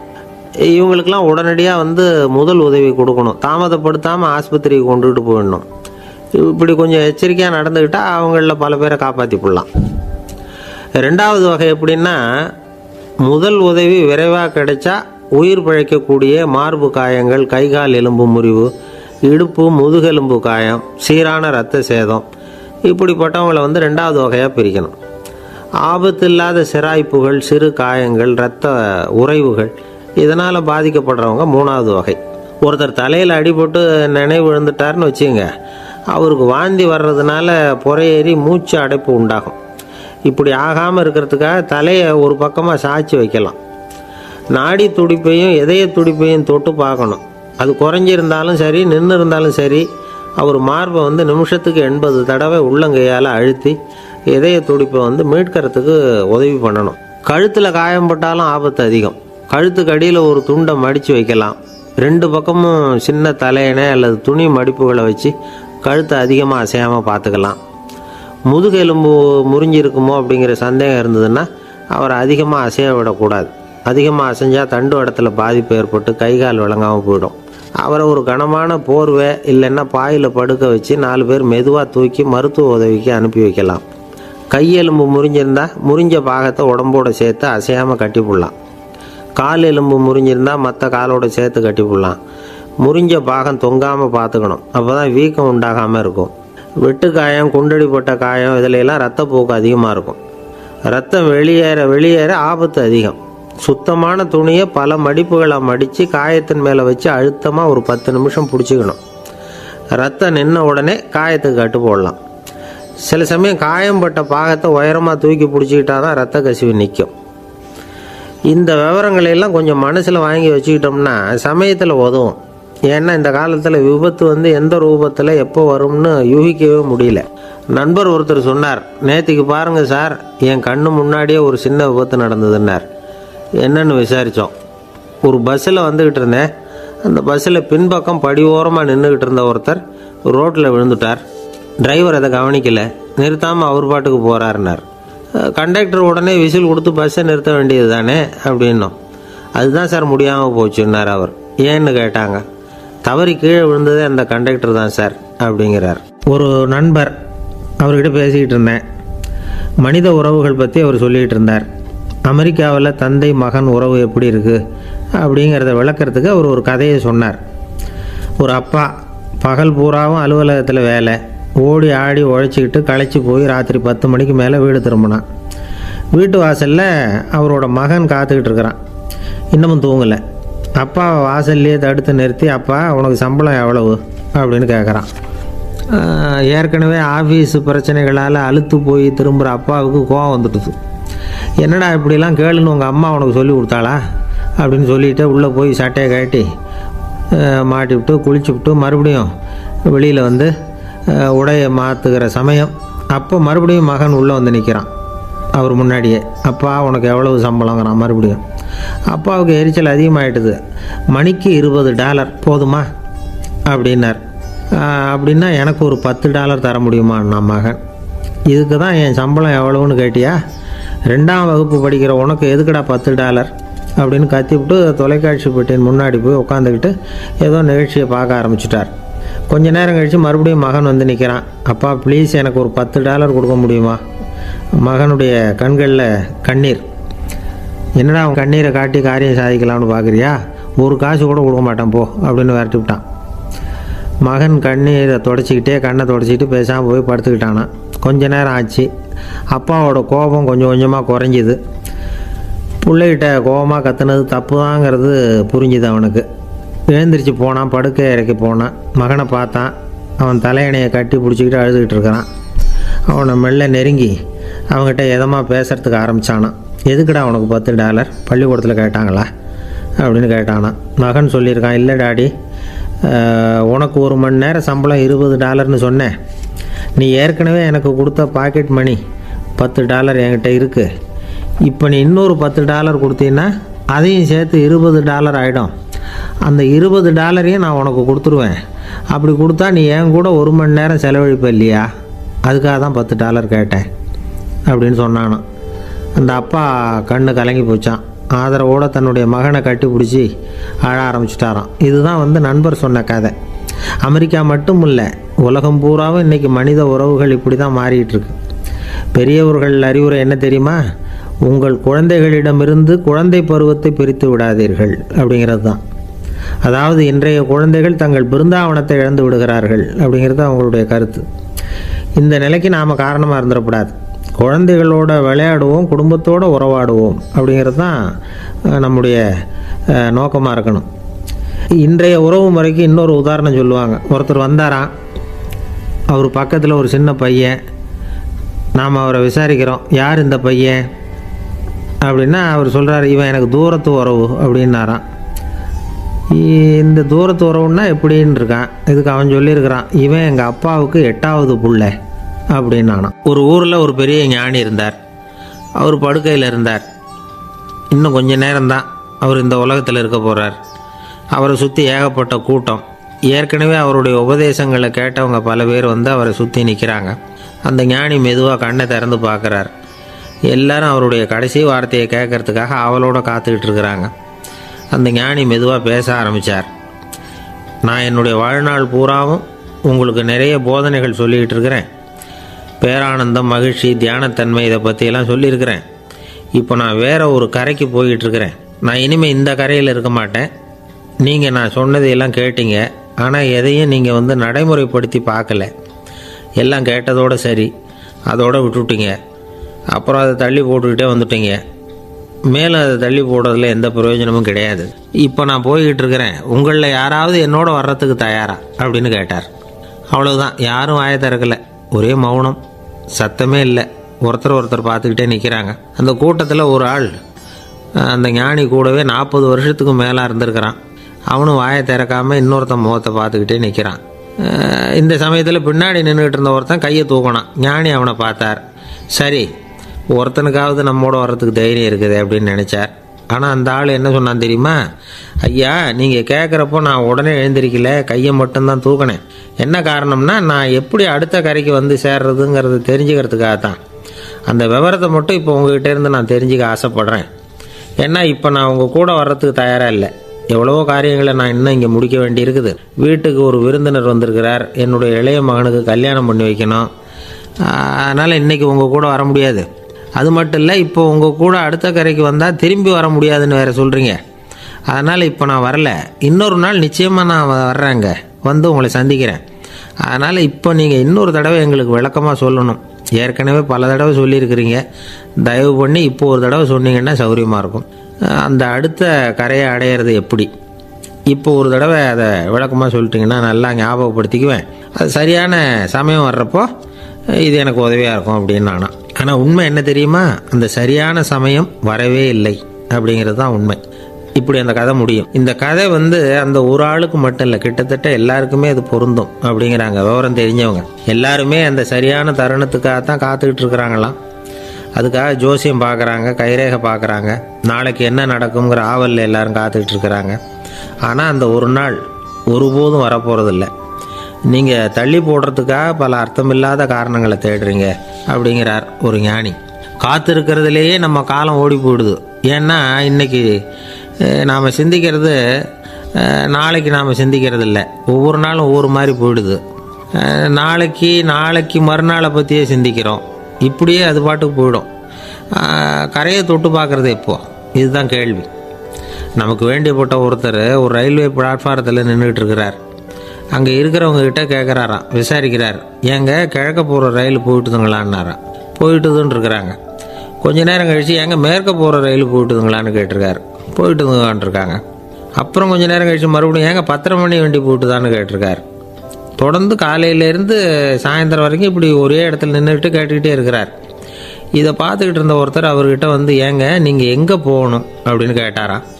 இவர் மெதுவாக சொன்னாராம், இந்த ரயில்வே லைனை தாண்டி அந்த பக்கம் போகணும் அப்படின்னாராம். நம்பிக்கை இல்லைன்னா இந்த உலகத்தில் நாம் வந்து நடமாடவே முடியாது. அவநம்பிக்கையோடு இருந்துக்கிட்டு இருந்தால் என்றைக்கும் அவஸ்தை தான். நாம் நம்புறது நடக்குதோ இல்லையோ அது வேறு விஷயம். ஆனால் எதையும் நம்பி தான் நாம் அடி வைக்க வேண்டியிருக்கு. வேறு ஒன்றும் வேணாம். ஒரு லாட்ரி சீட்டு வாங்குகிறோம். அது எங்கே நமக்கு விழப்போகுது அப்படிங்கிற அவநம்பிக்கையோடவா வாங்குகிறோம்? பரிசு நமக்கு தான் அப்படிங்கிற நம்பிக்கை உள்ளூர இருக்கிறதுனால தான் அதை வாங்குகிறோம். இருந்தாலும் முடிவு வேறு மாதிரி ஆகிடுது. அதுக்காக மனசு சோர்ந்து போகிறதில்ல. அடுத்த மாதமும் சீட்டு வாங்குகிறோம். இந்த நம்பிக்கை தான் மனித வாழ்க்கைக்கு ஆதாரம். ஒரு கடையில் போய் டீ சாப்பிட்றீங்க. அந்த டீ நல்ல டீ தானா, அதில் விஷம் கலந்துருக்குமா அப்படிங்கிற சந்தேகம் வந்துட்டுதுன்னு வச்சுங்க. அதுக்கப்புறம் அதை எப்படி நீங்கள் சாப்பிட முடியும்? நம்பி தான் சாப்பிட்ணும். ரயில் ஒழுங்காக போய் சேருங்கிற நம்பிக்கை இருக்கிறதுனால தான் அதில் ஏறி உட்காடுறோம். லெட்டர் ஒழுங்காக போய் சேருங்கிற நம்பிக்கை இருக்கிறதுனால தான் பெட்டியில் போடுறோம். சரி, நம்ம கதையெல்லாம் நம்மளோட இருக்கட்டும். மனித நம்பிக்கை வந்து எந்த அளவுக்கு உறுதியாகவும் அறிவுபூர்வமாகவும் இருக்கணுங்கிறதுக்கு அலெக்சாண்டர் வாழ்க்கையில் நடந்த ஒரு சம்பவத்தை உதாரணமாக சொல்லலாம். இந்த உலகத்தையே ஜெயிக்கணும்னு புறப்பட்டார் அலெக்சாண்டர். ஒரு கட்டத்தில் அவர் சிட்னஸ் நதி கரைக்கு வந்து சேர்ந்தார். அந்த சமயத்தில் அவருக்கு கடுமையான நோய் வந்துட்டுது. அவர் கூடவே வந்திருந்த கிரேக்க வைத்தியர்கள் என்னென்னமோ முயற்சியெல்லாம் பண்ணி பார்த்தாங்க. இருந்தாலும் அலெக்சாண்டருக்கு வந்திருக்கிறது என்ன நோய்ங்கிறத அவங்களால கண்டுபிடிக்க முடியல. ஏன்னா அந்த பகுதியில் உள்ளவங்களுக்கு மட்டுமே அதிகமாக வரக்கூடிய ஒரு வினோதமான நோயாக இருந்தது அது. ஆனால் அவர் இருக்கிற இடம் எதிரியோட இடம், பாரசீக மன்னனோட ஆளுகைக்கு உட்பட்ட இடம். என்ன பண்ணுறது அப்படின்னு எல்லாரும் யோசனை பண்ணாங்க. பாரசீக மன்னனோட அரண்மனையில் இருக்கிற வைத்தியர் வந்தால் இந்த நோயை குணப்படுத்தி விடுவார் அப்படின்னு சொன்னாங்க. இருந்தாலும் எதிரியோட நாட்டில் இருக்கிற வைத்தியரை கூப்பிட்டு எப்படி நம்பி வைத்தியம் பார்க்க சொல்கிறது அப்படின்னு சொல்லி எல்லோரும் தயங்கினாங்க. ஆனால் அலெக்சாண்டர் தயங்கலை. பரவாயில்ல, அழைச்சிட்டு வாங்கன்னு விட்டார். உடனே அவரை போய் அழைச்சிட்டு வந்துட்டாங்க. அவர் வந்தார். அலெக்சாண்டர் உடம்பை பரிசோதனை பண்ணி பார்த்தார். சரி, இதை குணப்படுத்தி விடலாம், பயப்பட வேண்டியதில்லை. ஆனால் இதுக்கு ஒரு மூலிகை ரசம் தயார் பண்ணி கொடுக்கணும். நான் போய் அதை தயார் பண்ணிவிட்டு 2 நாளில் திரும்பி வந்துடுறேன் அப்படின்னு சொல்லிவிட்டு போனார் அந்த வைத்தியர். அதே மாதிரி 2 நாளில் திரும்பி வந்தார் மூலிகை ரசத்தோட. இதுக்கு இடையில் அலெக்சாண்டரோட தளபதிகளில் ஒருத்தர் ரகசியமாக ஒரு எச்சரிக்கை கடிதம் கொடுத்து அனுப்பியிருக்கிறான். அதை வாங்கி என்ன விஷயம்னு பார்த்தார். இப்போ உங்ககிட்ட வந்திருக்கிற எதிரி நாட்டு வைத்தியரை நம்பாதீங்கோ, அவன் கொண்டுகிட்டு வந்திருக்கிற மூலிகை ரசத்தில் விஷம் கலந்துருக்குது அப்படின்னு அதில் எழுதியிருக்கு. அதை பார்த்தார் அலெக்சாண்டர். இருந்தாலும் கொஞ்சம் கூட அலட்டிக்கலை. வைத்தியர் கொடுத்த மருந்தை வாங்கி கடகடன்னு குடிச்சுட்டு அதுக்கப்புறம் அந்த கடிதத்தில் இருந்த விஷயத்தை அந்த வைத்தியர்கிட்ட சொன்னார். வைத்தியர் திகைச்சு போயிட்டார். தன் மேலே அலெக்சாண்டர் வச்சிருக்கிற நம்பிக்கையை பார்த்து அவருக்கு ரொம்ப வியப்பு. வைத்தியர் உண்மையிலேயே நல்ல மருந்து தான் கொண்டுகிட்டு கொடுத்துருக்கிறார், அதில் விஷம்லாம் எதுவும் கலக்கலை. அதுக்கப்புறம் அலெக்சாண்டர் அந்த வைத்தியரை பார்த்து சொன்னாராம், நம்பிக்கைங்கிற அச்சாணியை ஆதாரமாக வச்சுக்கிட்டு தான் இந்த உலகம் சுற்றிக்கிட்டு இருக்குது. எனக்கு எதிரியாக இருந்தாலும் பாரசீக மன்னர் ரொம்ப பெரியவர். அப்பேற்பட்ட மன்னருடைய அரண்மனை வைத்தியர் தொழில் நேர்மை இல்லாதவராக இருக்க மாட்டார். அப்படி இருந்தால் அவரை அரண்மனை வைத்தியராக வச்சிருக்கவே மாட்டாங்க அப்படின்னு நம்பினேன். என்னுடைய நம்பிக்கை வீண் போகலை அப்படின்னாராம். இதுதான் மானுட நம்பிக்கைங்கிறது. இந்த காலத்துலேயும் இது மாதிரி இந்த மானுட நம்பிக்கையை ரொம்பவும் சாமர்த்தியமாக கையாளுகிற கெட்டிக்காரங்க சில பேர் இருக்கிறாங்க. இந்த காலத்து குரு, அவருக்கு ஒரு சிஷ்யன். குரு முன்னாடி அந்த சிஷ்யன் ரொம்ப பணிவாக நின்று, குருவே, உங்கள் கையால் விஷத்தை கொடுத்தாலும் அதை வாங்கி மடமடன்னு குடிச்சிருவேன் அப்படின்னா. உன்னுடைய குரு பக்தியை மெச்சினேன் அப்படின்னார் குரு. அதுக்கு அந்த சிஷ்யன், அப்படி இல்லை குருவே, உங்ககிட்ட சிஷ்யனாக இருக்கிறத விட உங்கள் கையால் விஷத்தை வாங்கி குடிச்சு விட்றது ரொம்ப நல்லது, அதனால தான் அப்படி சொன்னேன் அப்படின்னா. ஒரு தீக்குச்சி தீப்பெட்டியை பார்த்து கேட்டுதான், நாம் 2 பேரும் தானே உரசிக்கிறோம், ஆனால் நான் மட்டும் தீப்பிடிச்சி எரிஞ்சு போகிறேன், நீ அப்படியே இருக்கிறியே அப்படின்னு தான். அதுக்கு தீப்பெட்டி சொல்லியிருக்குது, உனக்கு தலையில் கணம் இருக்குது அதனால் அழிஞ்சு போகிற அப்படின்னு தான். எப்படி இருக்குது பாருங்கள் இந்த பதில். தலையில் கணம் உள்ளவங்க யாருமே சரியாக இருக்க முடியாது. எவ்வளவு பெரியவங்களாக இருந்தாலும் சரி, ரொம்ப கஷ்டம்தான் அது. கர்வம்ங்கிறது கூடவே கூடாது. இதை விளக்கிறதுக்கு மகான் ஒருத்தர் ஒரு சம்பவத்தை சொல்கிறார். அர்ஜுனன் தீர்த்த யாத்திரை பண்ணானா. அப்போது தென்னிந்தியாவுக்கு வந்திருக்கிறான். ராமேஸ்வரத்துக்கு போனப்போ அங்கே இலங்கைக்கு கல்லுலாம் அடுக்கி போடப்பட்டிருந்த பாலத்தை பார்த்தானா. ஒரு சின்ன குரங்கு அதுக்கு பக்கத்தில் விளையாடிக்கிட்டு இருந்திருக்கு. அதை பார்த்துட்டு அர்ஜுனன் சிரிச்சிருக்கான். ஏன் சிரிக்கிறேன்னு கேட்டிருக்கு அந்த குரங்கு. ராமன் மிகச்சிறந்த வில் வீரன். அப்படி இருக்கிறப்போ அவன் இலங்கைக்கு அம்புகளாலேயே ஒரு பாலம் கட்டியிருக்கலாம். அதை விட்டுட்டு போயும் உன்ன மாதிரி குரங்குகளை துணையாக வச்சுக்கிட்டு இப்படி ஒரு கருங்கல் பாலத்தை கட்டியிருக்கிறானே அப்படின்னு நானா. அம்புகளால் பாலம் கட்ட முடியுமா அப்படின்னு கேட்டுதான் குரங்கு. ஏன் முடியாது, என்னால் முடியுமேன்னு இருக்கான் அர்ஜுனன். அம்பால் பாலம் கட்டலாம், இருந்தாலும் என்ன மாதிரி குரங்குகள் ஏறி நடந்தா அது தாங்குமா? அதனால தான் ராமர் கருங்கல் பாலமே கட்டினார் அப்படின்னுது குரங்கு சொல்லிச்சான். அப்படியே சொல்கிற, நான் வேணும்னா இப்போ அம்புகளாலேயே ஒரு பாலத்தை கட்டுறேன், நீ அது மேலே ஏறி நடந்து பார். பாலம் விழுந்துட்டுதுன்னா நான் தீ மூட்டி அதில் குதித்து உயிர் தியாகம் பண்ணி விட்றேன் அப்படின்னு நான் ரொம்ப கோபமாக. உடனே அந்த சின்ன குரங்கு பெரிய உருவம் எடுத்துட்டு தான் கையில் கதையோடு அர்ஜுனன் முன்னாடி நிற்கிறான் அனுமன். பார்த்தா, என்னுடைய தலைவர் ராமரையா இழிவாக பேசுகிற, நீ இப்போ பாலம் கட்டு, நான் என்னுடைய பலத்தை காட்டுறேன் அப்படின்னா அனுமன். அர்ஜுனன் தன்னுடைய காண்டிபத்தை எடுக்கிறான், சரமாரியாக அம்புகளை விடுறான். அதெல்லாம் ஒன்றோட ஒன்று கோத்துக்கிட்டு அப்படியே பாலம் மாதிரி நிற்கிது. அர்ஜுனன் தலை நிமிர்ந்து நின்னான். அனுமன் உயர கிளம்பி அங்கேருந்து பாலத்தில் பொத்துன்னு இறங்கினான். பாலம் அப்படியே நொறுங்கி போச்சு தூள் தூளாக. என்ன அர்ஜுனா, இப்போ என்ன செய்ய போகிற அப்படின்னா ஏளனமா. அர்ஜுனன் தலையை தொங்க போட்டுக்கிட்டான். சொன்னபடி தீ மூட்டி அதில் குதிக்கிறதுக்காக 3 தடவை சுற்றி வந்தான். அப்போது கிருஷ்ணர் அங்கே வந்தார். என்ன அர்ஜுனா, என்ன நடக்குது, என்ன இது அப்படின்னு ஒன்றும் தெரியாத மாதிரி கேட்டார். அர்ஜுனன் வாயை திறக்கிறதுக்கு முன்னாடி அனுமன் வாயை திறந்தான், நடந்ததை சொன்னான். அர்ஜுனன் சவால் விட்டபடி உயிர் திறந்தே ஆகணும்னா அனுமன். கிருஷ்ணர் யோசனை பண்ணார். நல்லது, இந்த சவால் விட்டதுக்கும் நடந்ததுக்கும் யார் சாட்சி? பெரிய ஒருத்தரை சாட்சியாக வச்சுக்கிட்டல்லவா நீங்கள் இந்த போட்டியை நடத்தியிருக்கணும் அப்படின்னார். அதனால் என்ன, இப்போ மறுபடியும் அந்த போட்டியை நடத்திவிட்டா போச்சு, என்னால் அந்த அம்பு பாலத்தை நொறுக்க முடியாதா அப்படின்னா அனுமன். சரி, இப்போ மறுபடியும் அது நடக்கட்டும்னார் கிருஷ்ணர். அர்ஜுனன் அம்பு பாலம் அமைச்சான். அனுமன் ஏறி குதிச்சான். பாலம் அசைஞ்சு கொடுக்கவே இல்லை, அவ்வளோ உறுதியாக இருக்குது. இப்போ அனுமன் தலையை குனிஞ்சிக்கிட்டான். அர்ஜுனன் நன்றியோடு நிமிர்ந்து பார்த்தான். கிருஷ்ணருடைய தோள்கள்லேயும் முதுகள்லேயும் ரத்தம். என்ன சுவாமி, என்ன நடந்ததுன்னு நான் பதறி போய், உன் அம்பு பாலத்தை நான் தான் முட்டு கொடுத்து தாங்கிக்கிட்டு இருந்தேன். அனுமன் குதித்தப்போ என் மேலே ஏற்பட்ட காயங்கள் இவை. பின்ன உன்னுடைய அம்பு பலத்தினாலேயா பாலம் நின்றுதுன்னு நினைக்கிறேன் அப்படின்னாராம்.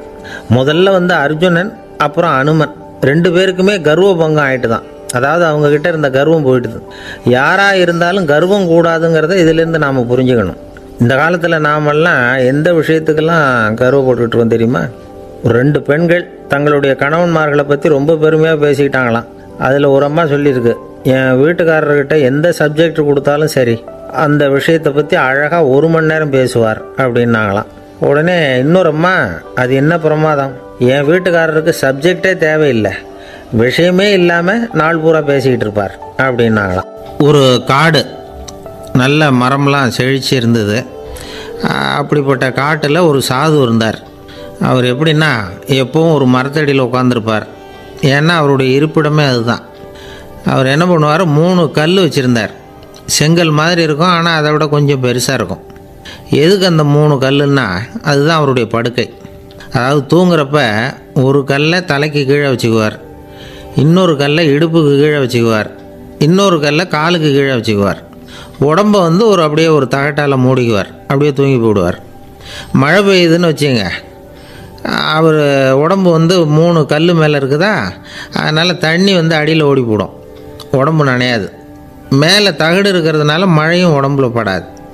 அவர் தூக்கமும் கிடாது, நிம்மதியாக தூங்குவார். பகலில் அந்த 3 கல்லையும் ஒரு சேர ஒரு அடுப்பு மாதிரி வச்சு அது மேலே உட்காந்துக்குவார். அதனால் பாம்பு பூச்சி எதுவும் அவரை தொந்தரவு பண்ணுறதில்ல, அது பாட்டுக்கு நடந்து போயிடும். அவர் பாட்டுக்கு நிம்மதியாக இருப்பார். யாராவது எதையாவது கொண்டுகிட்டு கொடுத்தா அதை வாங்கி சாப்பிடுவார், அவ்வளவுதான். ஒரு நாள் அந்த நாட்டு அரசன் காட்டுக்கு வேட்டையாட வந்தான். அந்த வழியாக வந்தப்போ இந்த சாது படுத்துருக்கிறத பார்த்தான், பரிதாபப்பட்டான். ஐயோ பாவம், இவர் இப்படி இந்த கல் மேலே உடம்பை வச்சுக்கிட்டு தூங்குறாரு, என்ன பாடுபடுவார், இவரை நாம் அரண்மனைக்கு அழைச்சிட்டு போய் சுகமாக நிம்மதியாக இருக்கிறதுக்கு வழி செஞ்சு கொடுப்போம், அது ரொம்ப நல்லாயிருக்கும் அப்படின்னு நினச்சான். அப்படி நினச்சிக்கிட்டே அரண்மனைக்கு வந்துட்டான். அதுக்கப்புறம் ஒரு பல்லக்கையும் 2 சேவகர்களையும் காட்டுக்கு அனுப்பி அந்த சாதுவை மெதுவாக இங்கே அழைச்சிட்டு வந்துடுங்க அப்படின்னு சொல்லி அனுப்பி வச்சான். இவங்க போய் அவர்கிட்ட விவரத்தை சொன்னாங்க. எனக்கு என்னத்துக்கு அரண்மனை வாசம் அப்படின்னார். இருந்தாலும் மன்னர் உத்தரவு, நீங்கள் அவசியம் வரணும் அப்படின்னாங்க இவங்க. சரின்னு சொல்லிவிட்டு வேறு வழி இல்லாமல் புறப்பட்டார். புறப்படும் பொழுது என்ன பண்ணார்னா, மறக்காமல் அந்த 3 கல் ஒரு தகடு அதையும் எடுத்து பல்லக்கில் வச்சுக்கிட்டார். என்னத்துக்கு இதையெல்லாம் எடுத்து வைக்கிறாரு அப்படின்னு சொல்லி அவங்க யோசனை பண்ணாங்க. இருந்தாலும் அதை பற்றி ஒன்றும் கேட்கல. பேசாமல் அவரை அழைச்சிட்டு போய் அரண்மனையில் விட்டுட்டாங்க. அரசன் ஓடி வந்தான், வரவேற்றான், அறுசுவை உணவு படைத்தான். அவர் படுக்கிறதுக்கு தங்க கட்டில், பட்டு மெத்தை, இப்படி எல்லாம் ஏற்பாடு பண்ணி வச்சான். இங்கே படுத்து ஓய்வு எடுத்துங்க அப்படின்னு சொல்லிவிட்டு அவன் பாட்டு போயிட்டான். மறுநாள் காலையில் பார்க்குறான், சாது படுத்துருக்கிறார். எப்படி தெரியுமா, அந்த பட்டு மெத்தை மேலே 3 கல்லையும் வச்சு வழக்கம் போலவே அது மேலே படுத்துருக்கிறார், அதுக்கு மேலே தகடு. அரசன் பார்த்துட்டு அதிர்ச்சி ஆகிட்டான். என்ன சுவாமி இப்படி அப்படின்னா, சாது சொன்னார், எனக்கு தேவையும் இல்லை குறையும் இல்லை, எல்லா இடத்துலையும் எனக்கு ஒரே மகிழ்ச்சி தான் அப்படின்னார். மகிழ்ச்சிங்கிறது தங்க கட்டிலேயோ பட்டு மெத்தையிலேயோ இல்லை, அது மனசில் இருக்கிற ஒரு விஷயம். உண்மையான மகிழ்ச்சிக்கு வழி மனப்பக்குவம் அப்படிங்கிறது அந்த அரசனுக்கு புரிஞ்சுதான். இந்த காலத்தில் ஒரு சாமியார், அவரை தேடி ஒரு சீடன் வந்தான். என்னாச்சு தெரியுமா? சுவாமி, எனக்கு நிம்மதி வேணும், அதுக்கு என்ன வழின்னு கேட்டான். சாமியார் நிமிர்ந்து பார்த்தார். அப்புறம் சொன்னார், நீ ஏகப்பட்ட பேர்கிட்ட கடன் வாங்கியிருக்கிற, அதையெல்லாம் திருப்பி கொடுத்தா தான் உனக்கு நிம்மதி கிடைக்கும்னார். இவனுக்கு ஆச்சரியம். அது எப்படி சாமி, அவ்வளவு கரெக்டாக நான் கடன் வாங்கினதை கண்டுபிடிச்சிங்க அப்படின்னா, உனக்கு கடன் கொடுத்து சாமியாராக போனதே நான் தான்ப்பா, அதனால தான் இந்த கதிக்கு வந்தேன். என்கிட்டயே வந்து நிம்மதிக்கு வழி கேட்குறிய, அதுதான்டா வேதனை அப்படின்னாராம் அவர். ஒரு குரு, இளம் சீடர்கள் எதிரில் உட்காந்துருக்கிறாங்க. குரு பாடம் நடத்திக்கிட்டு இருக்கிறார். சீடர்களுக்கு ஒரு ஆசை, அதாவது ஒரு முக்கியமான மந்திரத்தை நம்ம குருநாதர்கிட்ட இருந்து கற்றுக்கணும் அப்படிங்கிறது அவங்க ஆசை.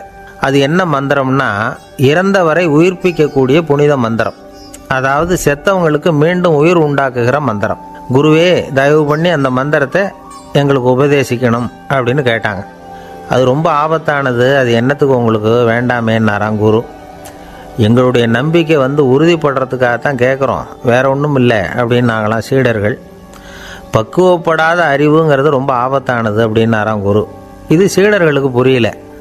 அது எப்படிங்க பக்குவப்படாத அறிவு ஆபத்தானதுன்னு சொல்கிறீங்க, அப்படின்னா என்ன அப்படின்னு கேட்டிருக்காங்க சீடர்கள். குரு அதுக்கு விளக்கம் கொடுத்தாராம். அந்த மந்திரத்தை எப்போ பயன்படுத்தணுங்கிறது முக்கியம்.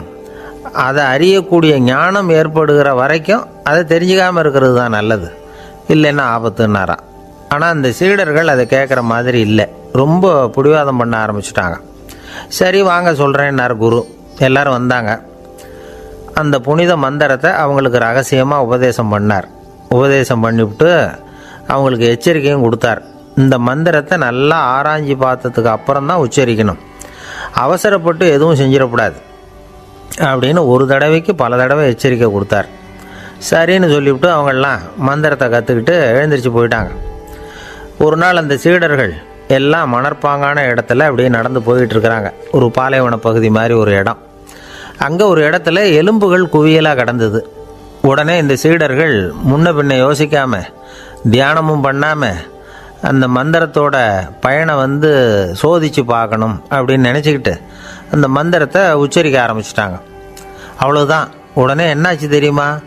அந்த எலும்புகள் எல்லாம் ஓநாய்களாக மாறி அவங்கள துரத்த ஆரம்பிச்சிட்டுது. சீடர்கள் எல்லாம் தலைதெறிக்கி ஓட ஆரம்பிச்சிட்டாங்க. ஓநாய்களும் விடலை, அவங்கள துரத்தி பிடிச்சி கடித்து கொதற ஆரம்பிச்சிட்டுது. அப்போ தான் அந்த சீடர்களுக்கு குரு சொன்ன அறிவுரையோட அர்த்தம் புரிஞ்சுது. பக்குவப்படாத அறிவு ஆபத்தானது அப்படிங்கிறது. அதனால் இதிலேருந்து நாம் தெரிஞ்சுக்க வேண்டியது என்னென்னா, நாம் நம்ம அறிவை வளர்த்துக்கிட்டால் மட்டும் போதாது, அந்த அறிவை எப்போ எப்படி பயன்படுத்தணும் அப்படிங்கிற பக்குவமும் நமக்கு வரணும். அப்போ தான் வாழ்க்கை நல்லபடியாக அமையும், இல்லைன்னா இடைஞ்சல் தான். இந்த காலத்தில் சில சின்ன பிள்ளைங்களுக்கே அறிவு ரொம்ப பக்குவப்பட்டிருக்குங்கிறத உணர முடியுது. ஒரு சின்ன பையன் பள்ளிக்கூடத்தில் மார்க் லிஸ்ட் கொடுத்தாங்க, வாங்கிக்கிட்டு அவசரமாக வீட்டுக்கு ஓடினான். எதிரில் வந்த ஒருத்தர் கேட்டார், என்ன அவசரம், ஏன் இப்படி வேகமாக ஓடுறேன்னார். எங்கள் அம்மா கிட்ட அடி வாங்கணும், அதுக்காக தான் ஓடுறேன்னா. அடி வாங்கிறதுக்காக இவ்வளவு அவசரம்னார் அவர். அப்படி இல்லைங்க, நான் போகிறதுக்குள்ளே எங்கள் அப்பா வீட்டுக்கு வந்துட்டாருன்னா அவர்கிட்ட அடி வாங்க வேண்டியிருக்கும், அதை அவாய்ட் பண்ணுறதுக்காக இப்படி ஓடுறேன் அப்படின்னு நானும் அந்த பையன். ரொம்ப நாளைக்கு முன்னாடி ஒரு நாள் கோவலன் நாடகம் நடந்தது. எங்கள் மதுரையில் நடந்தது. அதில் ஒரு முக்கியமான கட்டம், கண்ணகி கிட்ட சிலம்பை வாங்கிக்கிட்டு அதை விற்கிறதுக்காக மதுரை நகருக்கு புறப்படுறான் கோவலன்.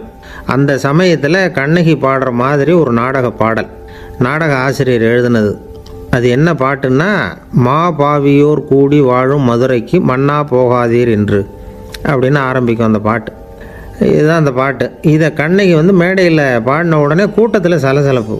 நம்ம ஊர்லேயே நமக்கு முன்னாடியே நின்றுக்கிட்டு மா பாவியோர் கூடி வாழும் மதுரை அப்படின்னு சொல்கிறாங்களே, என்ன தைரியம் அப்படின்னு எல்லாம் குழப்பம் பண்ண ஆரம்பிச்சிட்டாங்க. மக்கள் சத்தம் போட ஆரம்பிச்சிட்டாங்க. எதிர்ப்பு குரல் அது பாட்டுக்கு வர வர அதிகமாக போட்டுது. கொண்டுக்கிட்டு வா அந்த நாடக ஆசிரியரை, எழுதுனது யார் அப்படின்னு ஒரே சத்தம், கூச்சல். வேறு வழி இல்லை. மெதுவாக மேடைக்கு வந்தார் அந்த நாடக ஆசிரியர். 4 பக்கத்திலிருந்தும் கேள்வி கணைகள்.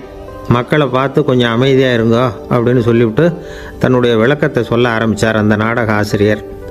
மா அப்படின்னு சொன்னால் திருமகளாகிய லட்சுமி அப்படின்னு அர்த்தம். பா அப்படின்னா கலைமகளாகிய சரஸ்வதி. வி அப்படின்னா மலைமகளாகிய பார்வதி. மா பாவியோர் அப்படின்னா திருமகளும் கலைமகளும் மலைமகளும், இவங்க மூவரும் அப்படின்னு அர்த்தம். இந்த 3 பேரும் வாழ்கின்ற மதுரை புனிதம் நிறைந்தது, சகல செல்வங்களும் நிறைஞ்சது. அப்படிப்பட்ட ஊரில் நான் அணிந்து கொள்ளும் இந்த சாதாரண சிலம்பை யார் வாங்கிக்குவாங்க அப்படிங்கிற எண்ணத்தோடு தான் கண்ணகி அப்படி சொல்கிறா. அதை நினச்சி தான் நான் எழுதினேன். ஆகவே மதுரையை ரொம்ப சிரமப்படுத்தணும், ரொம்ப மோசமாக எழுதணும் அப்படிங்கிற எண்ணம்லாம் எனக்கு கிடையாது. பெருமைப்படுத்தணும்னு நினச்சி தான் அப்படி எழுதினேன் அப்படின்னு விளக்கம் கொடுத்தாராம். இந்த விளக்கத்தை கேட்டதும் எல்லாரும் ரொம்ப சமாதானமாயிட்டாங்களாம். இப்படி விளக்கம் கொடுத்த அந்த நாடக ஆசிரியர் யார் தெரியுமா? அவர் தான் தமிழ் நாடக உலகின் முதல் ஆசான் சங்கரதாஸ் சுவாமிகள். அவருக்கு நகைச்சுவை உணர்வும் அதிகம். 1920ஆம் ஆண்டு திருநெல்வேலியில் அவர் தங்கியிருக்கிறார் நாடகம் நடத்துறதுக்காக. அவர் தங்கியிருந்த வீட்டில் கொசு மூட்டை பூச்சி அதிகமாக இருந்திருக்கு. அவரால் தூங்கவே முடியல. அவர் அனுபவித்த தொல்லைகள் ஒரு பாட்டாக உருவாச்சு. வேடிக்கையாக ஒரு பாட்டு எழுதினாராம். மூட்டையும் கொசுவும் ஒரு வீட்டிலே மீட்டிங் போட்டால் முன்னே நிற்க யாரால் முடியும்? கொசு மோகன ராகம் போல சத்தம் போட்டு முன்னே நின்று செய்திடும் யுத்தம். இதை மறுநாள் நாடகத்தில் கோமாளி வேஷம் போட்ட ஒரு சிறுவனை விட்டு பாட வச்சுருக்கார். எல்லாரும் சிரித்து ரசித்தாங்களாம். சங்கரதாஸ் சுவாமிகள் கல்யாணமே பண்ணிக்கல, துறவி மாதிரியே வாழ்ந்திருக்கார். தமிழ் நாடக கலைக்கு தன்னையே அர்ப்பணம் பண்ணிட்டவர் அவர். 1922 நவம்பர் மாதத்தில் ஒரு நாள் புதுச்சேரியில் அவர் வாழ்க்கை முடிஞ்சுது. அப்போ அவருக்கு வயசு 55. சங்கரதாஸ் சுவாமிகள் நாடக ஆசிரியர் மட்டும் இல்லை, மேடை நாடக இயக்குனர், தயாரிப்பாளர், அவரே ஒரு சிறந்த நடிகர். ஒரு தடவை சாவித்திரி நாடகத்தில் இவர் யமதர்மனா வேஷம் போட்டு நடிச்சிருக்கிறார். நாடகம் பார்த்துக்கிட்டு இருந்த கருவுற்ற ஒரு பெண்மணிக்கு பயத்தினால அங்கேயே குழந்தை பிறந்துட்டு தான். அந்த நிகழ்ச்சிக்கு அப்புறம் இவர் இந்த வேஷம் போடுறப்போலாம் ஜனங்களுக்கு முன்கூட்டியே எச்சரிக்கை கொடுக்க ஆரம்பிச்சிருவாராம். அதாவது அப்படி யாராவது பயப்படுறவங்க இருந்தால் கொஞ்சம் கண்ணை மூடிங்க அல்லது எழுந்திரிச்சு போடுங்கன்னு. நடிப்புன்னா அப்படிலாம் இருக்கணும். இந்த காலத்தில் நடிகர் ஒருத்தர் சொன்னார், சார் நான் இந்த நாடகத்தில் நடிக்கிறப்போ முகத்தில் நவரசங்களையும் காட்டி நடித்தேன், உணர்ச்சிகளை எல்லாம் நல்லா காட்டி நடித்தேன். அப்படி இருந்தும் ஜனங்கள் கல் எடுத்து மேடையில் வீசிவிட்டாங்க சார் அப்படின்னார். நாடகத்தில் உங்களுக்கு என்ன வேஷம் அப்படின்னு கேட்டாங்க. அது செத்து கிடக்கிற பணமாக நடித்தேன் சார் அப்படின்னார். என்னுடைய நண்பர் ஒருத்தர், அவருக்கு ஜாதகத்தில் நம்பிக்கை உண்டு. அவரே ஜோசியமெல்லாம் பார்ப்பார். என்ன சார் இந்த காலத்தில் இதையெல்லாம் நம்பிக்கிட்டு இருக்கீங்களேன்னு கேட்டா, உங்களுக்கு ஒன்றும் தெரியாது சார், இந்த உலகத்தில் ஒவ்வொருத்தரும் அவங்கவுங்க செய்கிற நல்லது கெட்டதுக்கு தகுந்த பலனை அனுபவிச்சே தேரணும்பார். அது மட்டும் இல்லை, ஒருத்தன் செத்துட்டா கூட அவன் செஞ்ச பாவ புண்ணியங்கள் கூடவே போயிட்டுருக்கோம்பார். அது எப்படி கூட போகும் அப்படின்னு குதர்க்கமாக கேட்டால் அதுக்கு அவர் ஒரு கதை சொன்னார். அது ரொம்ப சுவாரஸ்யமாக இருந்தது. ஒரு ஊரில் ஒருத்தர் இருந்தாராம். அவர் ஜோசியம் பார்க்குறதுல ரொம்ப கெட்டிக்காரரு. அப்போ ஒருத்தருடைய தலைமுடியை மட்டும் அவர்கிட்ட காட்டினா போதும், அதை மட்டும் பார்த்துட்டு அவருடைய ஜாதகத்தையே சொல்லிவிடுவாராம். அப்பேற்பட்ட திறமை. அந்த ஆள் ஒரு சமயம் கன்னியாகுமரி கடற்கரைக்கு போயிருந்துருக்கிறார். அங்கே கரை ஓரமாக ஒரு மண்டை ஓடு கிடந்திருக்கு. அதை எடுத்து பார்த்துருக்கிறார். அந்த மண்டை ஓட்டை வச்சுக்கிட்டே அதோட ஜாதகத்தை அலசியிருக்கிறார். இந்த மண்டை ஓட்டுக்கு ஒரு ஆசாமி வாழ்க்கையில் ரொம்ப கஷ்டப்பட்டுருக்கிறான், நிறைய கஷ்டத்தை அனுபவிச்சிருக்கிறான், அது தாங்க முடியாமல் தான் கடலில் விழுந்து தற்கொலை பண்ணிகிட்டு இருக்கான் அப்படிங்கிறத அவர் கணிச்சுட்டார். இருந்தாலும் இந்த மண்டை ஓடு இன்னமும் அனுபவிக்க வேண்டியது பாக்கி இருக்குது அப்படிங்கிறதையும் அவர் உணர்றார். அது சரி, ஒருத்த உயிரோடு இருக்கிற வரைக்கும் தானே நல்லது கெட்டதை அனுபவிக்க முடியும். செத்ததுக்கு அப்புறமும் பாக்கி இருக்குன்னா அதை எப்படி அனுபவிக்கிறது? இந்த மண்டை ஓட்டுக்கு இன்னும் கொஞ்சம் பாக்கி இருக்குது அப்படிங்கிறது அவருக்கு புரிஞ்சதே தவிர அதோட அர்த்தம் என்னங்கிறது அவருக்கு சரியாக விளங்கலை. சரி, இதை இன்னும் கொஞ்சம் விவரமாக ஆராய்ச்சி பண்ணி பார்ப்போம் அப்படின்னு நினச்சிக்கிட்டு அதை தன்னுடைய வீட்டுக்கு எடுத்துகிட்டு போயிட்டார். அந்த மண்டை ஓட்டை ஒரு பொட்டியில் வச்சு பூட்டினார். தன்னுடைய தனி அறையில் அதை பத்திரமா வச்சுக்கிட்டார். தினமும் ராத்திரி ஆனதும் தன்னுடைய மனைவியை பார்த்து, நீ போய் பூஜை அறையில் தனியாக படுத்துக்கோ அப்படின்னு சொல்லிவிட்டு இவர் தினம் ராத்திரி 12 மணிக்கு பொட்டியை திறந்து பார்ப்பார். மண்டை ஓடு அப்படியே இருந்ததே தவிர இன்னும் கொஞ்சம் பாக்கி இருக்குங்கிறதுக்கு அர்த்தம் அவருக்கு விளங்கலை. அந்த மண்டை ஓட்டுக்கு இன்னும் என்ன பாக்கி இருக்க போகுது? இப்படியே ஒரு 10 நாள் போச்சு. அந்த வீட்டம்மாவுக்கு சந்தேகம் வந்துட்டுது. நம்ம வீட்டுக்காரர் நம்மளை தனியாக ஏன் தூங்க சொல்கிறார் அப்படிங்கிற சந்தேகம். உடனே பக்கத்து வீட்டு அம்மாக்கிட்ட விஷயத்தை சொல்லியிருக்கிறாங்க. அந்த அம்மா உடனே நீ கவலைப்படாத, நான் கண்டுபிடிச்சி சொல்கிறேன்னு சொல்லிவிட்டாங்களாம். அன்றைக்கி ராத்திரியே ஜன்னல் வழியாக எட்டி பார்த்துருக்குறாங்க. இந்த ஆள் மண்டை ஓட்டை கையில் வச்சுக்கிட்டு அதை திருப்பி திருப்பி அப்படியும் அப்படியும் பார்த்துக்கிட்டு இருந்தது தெரிஞ்சுட்டுது. மறுநாள் காலையில் அவரோட மனைவியை பார்த்தாங்க. ஏம்மா, உன் வீட்டுக்காரருக்கு நீ முதல் மனைவியா 2வது மனைவியா அப்படின்னு கேட்டாங்க. எனக்கு தெரிஞ்ச வரைக்கும் நான் ஒருத்தி தான் அவருடைய மனைவின்னாங்க. அப்படி இல்லை, இனி அவருக்கு 2வது மனைவி, முதல் மனைவியின் மண்டை ஓடு தான் அவர் கையில் இருக்குப்போ, அதை தான் அவர் தினமும் ராத்திரியில் எடுத்து பார்த்துக்கிட்டு இருக்கிறாரு அப்படின்னு விட்டாங்க அந்த அடுத்த வீட்டம்மா. அப்படியா விஷயம்னு சொல்லிவிட்டு கணவன் வீட்டில் இல்லாத நேரமாக பார்த்து அந்த மண்டை ஓட்டை எடுத்து கொண்டாந்து ஒரு உரலில் போட்டு உலக்கையால் குத்தி நொறுக்க ஆரம்பிச்சுட்டுது அந்த அம்மா. வெளியே போயிருந்த அந்த ஆள் அப்போ தான் உள்ளே நுழைஞ்சார். மண்டை ஓடு உலக்கைக்கிட்ட குத்து வாங்கிட்டு இருக்கு. அது அனுபவிக்க வேண்டியது இன்னும் கொஞ்சம் பாக்கி இருக்குது அப்படிங்கிறதுக்கான அர்த்தம் எனக்கு இப்போ தான் புரிஞ்சுதுன்னாராம் அவர். இந்த கதையிலேருந்து நாம் இன்னொரு நீதியையும் புரிஞ்சுக்கணும். அதாவது நம்ம வீட்டை பற்றி நமக்கு தெரியாததெல்லாம் அடுத்த வீட்டுக்காரங்களுக்கு நல்லா தெரியும். ஆஸ்மாவுக்கும் மனசுக்கும் சம்பந்தம் உண்டு. தீர்வு காண முடியாத மன போராட்டங்கள் எல்லாத்துக்கும் அடுத்தவங்களையே சார்ந்து இருக்கிற மனநிலை, இதெல்லாம் ஆஸ்மாவினுடைய தீவிரத்தை அதிகப்படுத்திடும். பயம், இது எப்படின்னா என்ன நடக்குமோங்கிற பதற்ற நிலை, அப்புறம் இந்த பயம் இதெல்லாம் சுவாசித்தலை அதிகரிக்க செய்யுது இல்லையா? இதனால் இரத்தத்தின் காரத்தன்மை அதிகமாகி நோயின் தீவிரமும் அதிகமாகுது. மன போராட்டம், மனக்கவலை, மன இறுக்கம் இதெல்லாம் தோல் வியாதியை தூண்டி விடுதான். இது மாதிரி இன்னும் எவ்வளவோ இருக்குது. அதனால் இன்றைக்கி நமக்கு தேவை என்னென்னா மன வலிமை, மலர்ந்த முகம். இது 2 இருந்துட்டுதுன்னா பலவிதமான நோய்கள் நம்மக்கிட்ட நெருங்கி வராது. டாக்டர் என்ன நெருங்காமல் இருக்கிறதுக்கு நான் ஒரு காரியம் பண்ணுறேன் அப்படின்னார் ஒருத்தர். அவர் என்ன அர்த்தத்தில் சொன்னார்னா, டாக்டர் அவரை நெருங்காமல் இருக்கிறதுக்கு அவர் ஒரு காரியம் பண்ணுறாராம். நண்பர்கிட்ட சொன்னார். நண்பர் கேட்டார், அது என்ன காரியம் பண்ணுற அப்படின்னு கேட்டார். தினம் ஒரு ஆப்பிள் பழம் சாப்பிட்றேன்னார் அவர். ஏன்னா ஆங்கிலத்தில் ஒரு பழமொழி சொல்லுவாங்கள்ல, an apple a day keeps doctor away அப்படிம்பாங்க. ஒரு ஆப்பிள் பழம் சாப்பிட்டா டாக்டர் விலகியே இருப்பார், டாக்டர்கிட்ட போக வேண்டிய அவசியம் இருக்காது அப்படிங்கிறதுக்காக அந்த பழமொழி சொல்கிறது. என்ன, நான் யாருமே நெருங்காமல் இருக்கிறதுக்கு நான் ஒரு காரியம் பண்ணுறேன்னார் இன்னொருத்தர். டாக்டர் நெருங்காமல் இருக்கிறதுக்கு ஆப்பிள் பழம் சாப்பிட்றேன்னார் அவர். என்னை யாருமே நெருங்காமல் இருக்கிறதுக்கு நான் ஒரு காரியம் பண்ணுறேன்னார் இன்னொருத்தர். அது என்னன்னு கேட்டோம். தினம் ஒரு பூண்டு சாப்பிட்றேன்னார். ஏ கார்லிக் எ டே கீப்ஸ் எவ்ரிபடி அவே அப்படின்னு அதுக்கு ஒரு புது விளக்கமும் கொடுத்தார். காசி மாநகரத்தை பிரம்மதத்தன் அப்படிங்கிற ராஜா ஆட்சி பண்ணிட்டு வந்தார். அவர் ஒவ்வொரு வருஷமும் ஒரு திருவிழா நடத்துறது வழக்கம். எல்லா தேசத்திலிருந்தும் எல்லா வகையான ஜனங்களும் அதில் கலந்துக்குவாங்க. ஒரு சமயம் அது மாதிரி விழா நடந்துக்கிட்டு இருந்தது. வைகுண்டத்திலேருந்து தேவலோகத்திலேருந்து நிறைய தேவகுமாரர்கள்லாம் காசி நகருக்கு அப்போது வந்திருந்தாங்க. அதில் முக்கியமாக ஒரு 4 தேவகுமாரர்கள். அந்த 4 பேரையும் சுற்றி ஏகப்பட்ட கூட்டம். அப்படி என்ன விசேஷம் அவங்கக்கிட்ட அப்படின்னா, மற்றவங்கள விட அவங்க முகம் அழகாக இருந்ததா அப்படி பார்த்தா அப்படியும் இல்லை. அவங்க அணிஞ்சிருந்த மலர் மாலைகள் தான் அதுக்கு காரணமாக. அந்த மலர்கள்லேருந்து அப்படி ஒரு அபூர்வமான நறுமணம். இதுக்கு முன்னாடி இப்படி ஒரு நறுமணத்தை அந்த ஊர் ஜனங்க அனுபவிச்சதே இல்லை. அதுதான் அந்த 4 பேரையும் சுற்றி கூட்டம். எல்லோரும் கேள்வி கேட்க ஆரம்பித்தாங்க. உடனே அந்த 4 தேவகுமாரர்களும் எல்லாருக்கும் தெரியும்படியாக வானத்தில் எழும்பி கொஞ்சம் உயரமாக நின்றுக்கிட்டாங்க. கீழே நின்றுக்கிட்டு இருந்த அரசன்லேருந்து ஆண்டி வரைக்கும் ஒருத்தர் பாக்கி இல்லாமல் ஒரே குரலில் எல்லாரும் அவங்கள பார்த்து, எங்களுக்கும் இது மாதிரி மாலையை போட்டுக்கணும்னு ஆசையாக இருக்குது, அதுக்கு நீங்கள் தான் அருள் பண்ணணும் அப்படின்னு கேட்டுக்கிட்டாங்க. மாலை போட்டுக்கிறதுனா எல்லாருக்கும் ஆசையாக தானே இருக்கும். அந்த 4 தேவகுமாரர்களில் ஒருத்தர் புத்தர் பிரான். அவர் சொன்னார், பூலோகவாசிகளே, நான் சொல்கிறத கொஞ்சம் பொறுமையாக கேளுங்க. கக்காரு அப்படிங்கிற கற்பக விருஷத்தின் மலர்களால் தொடுக்கப்பட்டது இந்த மாலை. இதுக்கு நிறைய சக்தி உண்டு. எந்த காலமும் இது வாடாது, வாசனையும் குறையாது. ஆனால் இதை அணிந்து கொள்றதுக்கு சில தகுதிகள் தேவை அப்படின்னார். என்ன தகுதி அது சொல்லுங்களேன் அப்படின்னு ஏக காலத்தில் எல்லாரும் சத்தம் போட்டாங்க.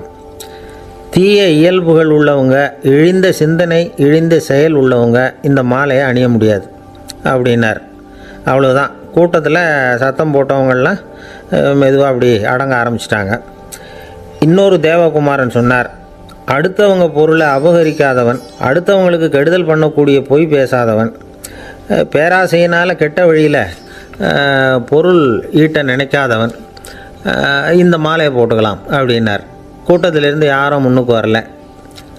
ஒரே ஒரு ராஜகுரு மட்டும் கொஞ்சம் முன்னாடி வந்தார். பெரியவர், படித்தவர். அவர், எனக்கு தகுதி இருக்குது அந்த மாலையை போட்டுக்கிறதுக்கு அப்படின்னார். வேறு ஒன்றும் இல்லை, பொய் சொல்லியாவது அந்த மாலையை வாங்கிக்குவோமே அப்படின்னு முடிவு பண்ணிட்டார் அவர். அவ்வளோதான், மாலையை வாங்கிட்டார். அடுத்த தேவகுமாரன் பேசினார். யாருக்கு திடமான அறிவும் மனமும் இருக்குதோ, யாருக்கு நல்ல காரியங்களில் அசையாத ஈடுபாடு இருக்குதோ, நல்ல அரிய பொருள்களை தனியாக தான் மட்டும் அனுபவிக்க விரும்பாதவர் யாரோ அவர் முன்னாடி வந்து இந்த மாலையை வாங்கிக்கலாம் அப்படின்னார். அந்த தகுதியும் எனக்கு இருக்குன்னார் ராஜகுரு. மாலையை வாங்கி போட்டுக்கிட்டார். இன்னொரு ராஜகுமாரன் பேச ஆரம்பித்தார். அறநெறியில் செல்வம் சேர்க்கணும், ஆடம்பர பொருள்களுக்கு அடிமையாகக்கூடாது, வெற்றி அடைஞ்சாலும் கர்வம் வரக்கூடாது, அப்படிப்பட்டவங்க இந்த மாலையை போட்டுக்கலாம்னார். துணிஞ்சு பொய் சொல்லி அதையும் வாங்கி கழுத்தில் போட்டுக்கிட்டார் இந்த ராஜகுரு. இன்னொரு ராஜகுமாரன் சொன்னார், சான்றோர்களை நிந்திக்காதவங்க, புறம் பேசாதவங்க இந்த மாலையை போட்டுக்கலாம்னார். அதையும் வாங்கி போட்டுக்கிட்டார். திருவிழா முடிஞ்சுது, எல்லோரும் திரும்பி போயிட்டாங்க. மறுநாள் ராஜகுரு 4 மாலைகளையும் போட்டுக்கிட்டு ராஜசபைக்கு வரார். வந்தவர் ரொம்ப அவஸ்தையோடு வர்றார். மாலையெல்லாம் வாடி போயிட்டுது, வாசனை எதுவும் கிடையாது. அது மட்டும் இல்லை, அவருக்கு கடுமையான தலைவலி வேறு வந்துட்டுது. துடிச்சு போயிட்டார். மாலையை கழட்டவும் முடியல. ஜனங்கள்லாம் அவரை பார்த்து சிரிக்க ஆரம்பிச்சிட்டாங்க. என்னத்துக்கு ஆசைப்படணும், ஏன் இப்படி கஷ்டப்படணும் அப்படின்னு. ராஜா பார்த்தார். மறுபடியும் விழாவுக்கு ஏற்பாடு பண்ணினார். தேவகுமாரர்கள்லாம் வந்தாங்க. ராஜகுரு வந்தார். மக்கள் முன்னிலையில் அவங்க காலில் விழுந்தார், மன்னிப்பு கேட்டுக்கிட்டார். இந்த மாலையை போட்டுக்கிற தகுதி எனக்கு இல்லை. தகுதி இல்லாத ஒருத்தன் தகாத தகுதியை பொய் மூலம் பெறணும்னு ஆசைப்படுறாங்களே, அவங்களுக்கெல்லாம் என்னுடைய தண்டனை ஒரு எச்சரிக்கையாக இருக்கட்டும்னார். அதுக்கப்புறம் தேவகுமாரர்கள் அவர் கழுத்தில் இருக்கிற மாலையை கழட்டினாங்களாம். அந்த மாலைகளும் பழையபடி மனம் கொடுக்க ஆரம்பிச்சுட்டு தான். இதிலேருந்து நாம் தெரிஞ்சுக்க வேண்டியது என்னென்னா, நமக்கு தகுதி இல்லாத ஒரு கௌரவம் நம்மக்கிட்ட தானாக வந்தால் கூட அதை வந்து தவிர்த்து விடுறது தான் நல்லது. அதுதான் புத்திசாலித்தனம். ஒருத்தர் வந்தார். சார், எங்கள் இலக்கிய மன்ற விழாவுக்கு நீங்கள் வந்து தலைமை தாங்கணும்னார். உடனே இவர் சொன்னார், பேச்சாளர், சார் இலக்கியத்தை பற்றி பேசுகிற தகுதி எனக்கு இல்லையே அப்படின்னார். உடனே அவர் கூப்பிட வந்தவர் சொன்னார், அந்த தகுதி உங்களுக்கு இல்லைங்கிறது எங்களுக்கும் தெரியும் சார், அதனால தான் உங்களை தலைமை தாங்க கூப்பிட்றேன் அப்படின்னார். அது சரி, தலைமைன்னா அதுக்கு இவர் என்ன தான் அர்த்தம் பண்ணுறாருன்னு தெரியல. ஒரே ஒரு ஊரில் ஒரு ராஜா இருந்தார். அவர் பேரில் மக்களுக்கு ரொம்ப மரியாதை. அவ்வளவு நல்லா ஆட்சி புரிஞ்சுக்கிட்டு வந்தார். அவருக்கு வயசாகிட்டுது. அதனால் ஒரு நாள் அமைச்சரை கூப்பிட்டார். இதை பாருங்கள், எனக்கு வயசாகிட்டுது, அதனால் இந்த அரச பொறுப்பையெல்லாம் நீங்கள் ஏற்றுக்குங்க அப்படின்னார். அதுக்கப்புறம் ராணியை கூப்பிட்டார். வா, நாம் இனிமேல் இங்கே இருக்க வேணாம், காட்டுக்கு போய் தவம் பண்ணலாம் அப்படின்னு கூப்பிட்டார். இந்த செய்தி மக்களுக்கு அறிவிக்கப்பட்டது. மக்கள் உடனே கூட்டமாக அரண்மனைக்கு வர ஆரம்பிச்சிட்டாங்க. மன்னரை போய் பார்க்குறாங்க. அரசே, தாங்கள் வந்து எங்களுக்கு தந்தை மாதிரி. நீங்கள் காட்டுக்கு போயிட்டால் நாங்கள்லாம் இங்கே எப்படி இருக்க முடியும்? எங்களுக்கெல்லாம் எந்த துன்பமும் இல்லாமல் பார்த்துக்கிட்டு வர்றீங்க. இது மாதிரியான ஒரு அரசாட்சி இல்லைன்னா மக்கள் வந்து வாழ்ந்து என்ன பயன் அப்படின்னாங்க. இருந்தாலும் என்ன பண்ணுறது, வயசாயிட்ட காரணத்தினால இந்த முடிவுக்கு வர வேண்டியிருக்குது அப்படின்னாரா ராஜா. அப்படின்னா நீங்கள் காட்டுக்கு போக வேணாம், நாங்கள் போகிறோம். நாங்கள் அங்கே போய் தவம் பண்ணுறோம், வழிபாடு பண்ணுறோம். கடவுள் வருவார், அவர்கிட்ட வரம் வாங்கிட்டு வந்துடுறோம் அப்படின்னாங்களாம். அப்படி சொல்லிவிட்டு உடனே எல்லோரும் காட்டுக்கு போனாங்க. நாட்டு மக்கள் எல்லாரும் ஒட்டு மொத்தமாக வந்து காட்டில் உட்காந்துக்கிட்டு தவம் பண்ணுறதை பார்த்தார் கடவுள். உடனே புறப்பட்டு வந்தார். எல்லோரும் இப்படி வந்து உட்காந்துருக்குறீங்களே, என்ன வேணும் உங்களுக்கு அப்படின்னு கேட்டார். உடனே மக்கள் எல்லாரும் ஒரு குரலில் சொன்னாங்க, சுவாமி, எங்கள் மன்னன் ரொம்ப நாளைக்கு நல்லபடியாக இருக்கணும். அவர் வந்து மகிழ்ச்சியாகவும் உடல் நலத்தோடும் இருந்தால் தான் நாங்கள் அமைதியாக வாழ முடியும் அப்படின்னாங்க. சரி, அதுக்கு என்ன செய்யணும் அப்படின்னார் ஆண்டவன். எங்கள் மன்னருக்கு இன்னும் ஒரு 100 வருஷம் ஆயுளை கொடுங்க அப்படின்னாங்க. அவ்வளவு தானே, சரி அப்படியே ஆகட்டும் அப்படின்னு சொல்லிவிட்டு ஆண்டவன் போயிட்டார். மக்கள் மகிழ்ச்சியோடு திரும்பி வந்தாங்க. மன்னா, கடவுள் வரம் கொடுத்துட்டார், நீங்கள் 100 வருஷம் வாழ போகிறீங்க அப்படின்னாங்க. இதை கேட்டதும் ராணி ராஜாவை வணங்கி, நான் தவம் செய்ய போகிறேன் அப்படின்னு புறப்பட்டாங்க. உடனே மக்கள் என்ன நினச்சாங்க தெரியுமா? ஐயோ, நாம் ராஜாவுக்கு மட்டும்தானே நீண்ட ஆயுள் வேணும்னு வரம் வாங்கினோம், ராணிக்கு வாங்கலையே, அதுதான் கோபத்தில் புறப்பட்டாங்க போல இருக்குது அப்படின்னு நினச்சி வருத்தப்பட்டாங்க. ஆனால் ராணி நினச்சது அது இல்லை. ராணி போய் தவம் பண்ணாங்க, கடவுள் காட்சி கொடுத்தார். இவங்க கேட்குறாங்க, சுவாமி, ராஜாவுக்கு மட்டும் 100 வருஷம் ஆயுள்னு வரம் கொடுத்துட்டீங்க, அப்படின்னா குடிமக்களும் 100 வருஷம் இருக்கணும். இப்படிப்பட்ட குடிமக்கள் இல்லைன்னா அப்படிப்பட்ட அரசன் இருந்து என்ன பிரயோஜனம் அப்படின்னாங்களாம். ஆண்டவன் பார்த்தார். சரி, அவங்களும் 100 வருஷம் வாழ்வாங்க, அது மட்டும் இல்லை, நீயும் 100 ஆண்டு காலம் வாழ வரமளிக்கிறேன் அப்படின்னு சொல்லிவிட்டு மறைஞ்சிட்டார். இதில் ஆண்டவன் வர்றதும் மறையிறதும் முக்கியம் இல்லை. இதில் கவனிக்க வேண்டியது ஆள்கிறவனின் விசால மனம், குடிமக்களின் விசால மனம், ஆள்கிறவன் மனைவியினுடைய விசால மனம். இப்படி ஒரு நாடு இருந்துட்டுதுன்னா எப்படி இருக்கும் வாழ்க்கை நினச்சி பாருங்கள். அதனால தான் பெரியவங்கள்லாம் சொல்கிறாங்க, இதய வாசல் திறந்தே இருக்கணும், இதயத்தின் கதவுகளை மூடாதீங்க அப்படின்னு சொல்லுவாங்க. என்கிட்ட ஒருத்தர் சொன்னார், என்னுடைய இதய வாசல் எப்போவும் திறந்தே தான் இருக்குதுன்னார். எதனால் அப்படி சொல்கிறீங்க அப்படின்னு கேட்டோம். டாக்டரே சொல்லிவிட்டார், என்னுடைய இதயத்தில் ஒரு ஓட்டை இருக்குது அப்படின்னு, வால்வு சரியில்லையா அப்படிங்கிறார். அளவுக்கு மிஞ்சினால் அமிர்தமும் நஞ்சு அப்படின்னு சொல்லுவாங்க. அது உண்மைதான். ஒருத்தருக்கு அளவுக்கு மீறிய புகழ் வந்துட்டுதுன்னு வச்சுங்க, அது கூட ஆபத்தாக போயிடுறது உண்டு. பழங்காலத்துல எல்லாம் கிரேக்க தேசத்தில் ஒரு பழக்கம் உண்டாம். அதாவது யாராவது ஒருத்தரை நாடு கடத்தணும்னா அதுக்கு ஒரு வழி உண்டு. அதாவது ஒருத்தரை நாடு கடத்தணும்னு மக்கள் விரும்புகிறாங்கன்னு வச்சுங்களேன், அவர் பேரை ஒரு மண்பாண்ட ஓட்டுச்சில்லில் எழுதி அதை ஒரு குறிப்பிட்ட பொது இடத்துல போட்டுற வேண்டியது, அவ்வளவுதான். இது மாதிரி பல பேர் போட்டுக்கிட்டே இருப்பாங்க, எல்லாம் அப்படியே குவிஞ்சு போயிடும். அந்த ஓட்டாஞ்சில்லு குவியலில் யாருடைய பேர் அதிகமாக இருக்குதோ அந்த நபரை ஒரு 10 ஆண்டுகள் நாடு கடத்தி விடுவாங்க. இது அந்த ஊர் வழக்கமாக. ஒரு நாள் அந்த குவியலுக்கு பக்கத்தில் ஒரு ஆள் நின்றுக்கிட்டு இருக்கிறான். அவன் கையில் ஒரு ஓட்டாஞ்சில்லு வச்சுருக்கிறான். அதில் யாரோட பேரையோ எழுதணும், எழுதி அந்த இடத்துல போடணுங்கிறது அவன் ஆசை. ஆனால் அவன் படிக்காதவன், அதனால் எழுத தெரியல. யாராவது அந்த வழியாக வர்றாங்களான்னு பார்த்துக்கிட்டே நின்றுக்கிட்டு இருந்தான். ஒரு பெரியவர் வந்துக்கிட்டு இருந்தார். அவர்கிட்ட ஓடினான். கையில் இருந்த மண்பாண்ட சில்லை கொடுத்தான். ஐயா, இதில் ஒரு பேர் எழுதி கொடுங்களேன்னா. அந்த பெரியவர் அதை வாங்கி கையில் வச்சுக்கிட்டு, என்ன பேர் எழுதணும் சொல்லு அப்படின்னா. இவன் சொன்னான், அரிஸ்டைடிஸ் அப்படின்னு எழுதுங்க அப்படின்னா. இதை கேட்டதும் அந்த பெரியவருக்கு அதிர்ச்சி. ஏன்னா அவர் தான் அரிஸ்டைடிஸ், தத்துவ மேதை அரிஸ்டைடிஸ் அவர். இருந்தாலும் நான் தான் அதுங்கிறத காட்டிக்காமல் அந்த ஆளுகிட்ட கேட்டார், அது சரிப்பா, அரிஸ்டைடிஸுங்கிற பேரை எழுத சொல்கிற, அவர் உனக்கு என்ன கெடுதல் பண்ணார், அவர் பேரை இதில் எழுத சொல்கிறியே அப்படின்னு கேட்டிருக்கார். அதுக்கு இவன் சொன்னானா, அவர் எனக்கு எந்த கெடுதலும் பண்ணலை, அவரை நான் பார்த்தது கூட இல்லை அப்படின்ட்டுருக்கான். அப்புறம் எதுக்காக அவரை நாடு கடத்தணும்னு நீ ஆசைப்படுற அப்படின்னு கேட்டிருக்கார். இப்போ அந்த ஆள் சொல்கிறான், அரிஸ்டைடஸை பற்றி எல்லாரும் பேசுகிறாங்க, அவர் ரொம்ப நல்லவர், அவர் ஒரு பெரிய அறிவாளிங்கிறாங்க, அவர் ஒரு பெரிய வள்ளல், பேரறிஞர், இப்படி எல்லாரும் சொல்கிறத கேட்டு கேட்டு எனக்கு ரொம்ப அலுத்து போயிட்டுது, அதனால தான் வெறுப்பாயிட்டேன் அப்படின்னு நானும். இதிலேருந்து என்ன தெரியுது, நாம் நல்லவனாக இருக்கிறதுல ஒன்றும் இடைஞ்சல் இல்லை. ஆனால் நம்மளை நல்லவன் நல்லவன் எல்லாரும் சொல்ல ஆரம்பிச்சிட்டாங்கன்னு வச்சுக்கோங்க, அப்போ இடைஞ்சல் ஆரம்பம்னு அர்த்தம். எதுவுமே அளவுக்கு மிஞ்சி போகாமல் பார்த்துக்க வேண்டியது ரொம்ப அவசியம். அளவுக்கு அதிகமாக ஆசைப்படாதவங்களில் ஆப்ரஹாம் லிங்கனும் ஒருத்தரான். அவர் ஒரு தடவை தன்னுடைய நண்பர்கள்கிட்ட பேசிக்கிட்டு இருந்தாராம். ஒருத்தர் கேட்டிருக்கார், ஒரு மனுஷனுக்கு கால்கள் எவ்வளோ உயரம் இருக்கணும் அப்படின்னு கேட்டாராம். இதுக்கு ஆப்ரஹாம் லிங்கன் சொன்னாராம், அது என்ன, இடுப்புலேருந்து தரையை தொடுற அளவுக்கு உயரம் இருந்தால் போதும் அப்படின்னாராம். ஒரு ஜென் துறவி, அவருக்கு ரொம்ப வயசாகிட்டுது, கடைசி காலம். நண்பர்களெல்லாம் கூப்பிட்டார்.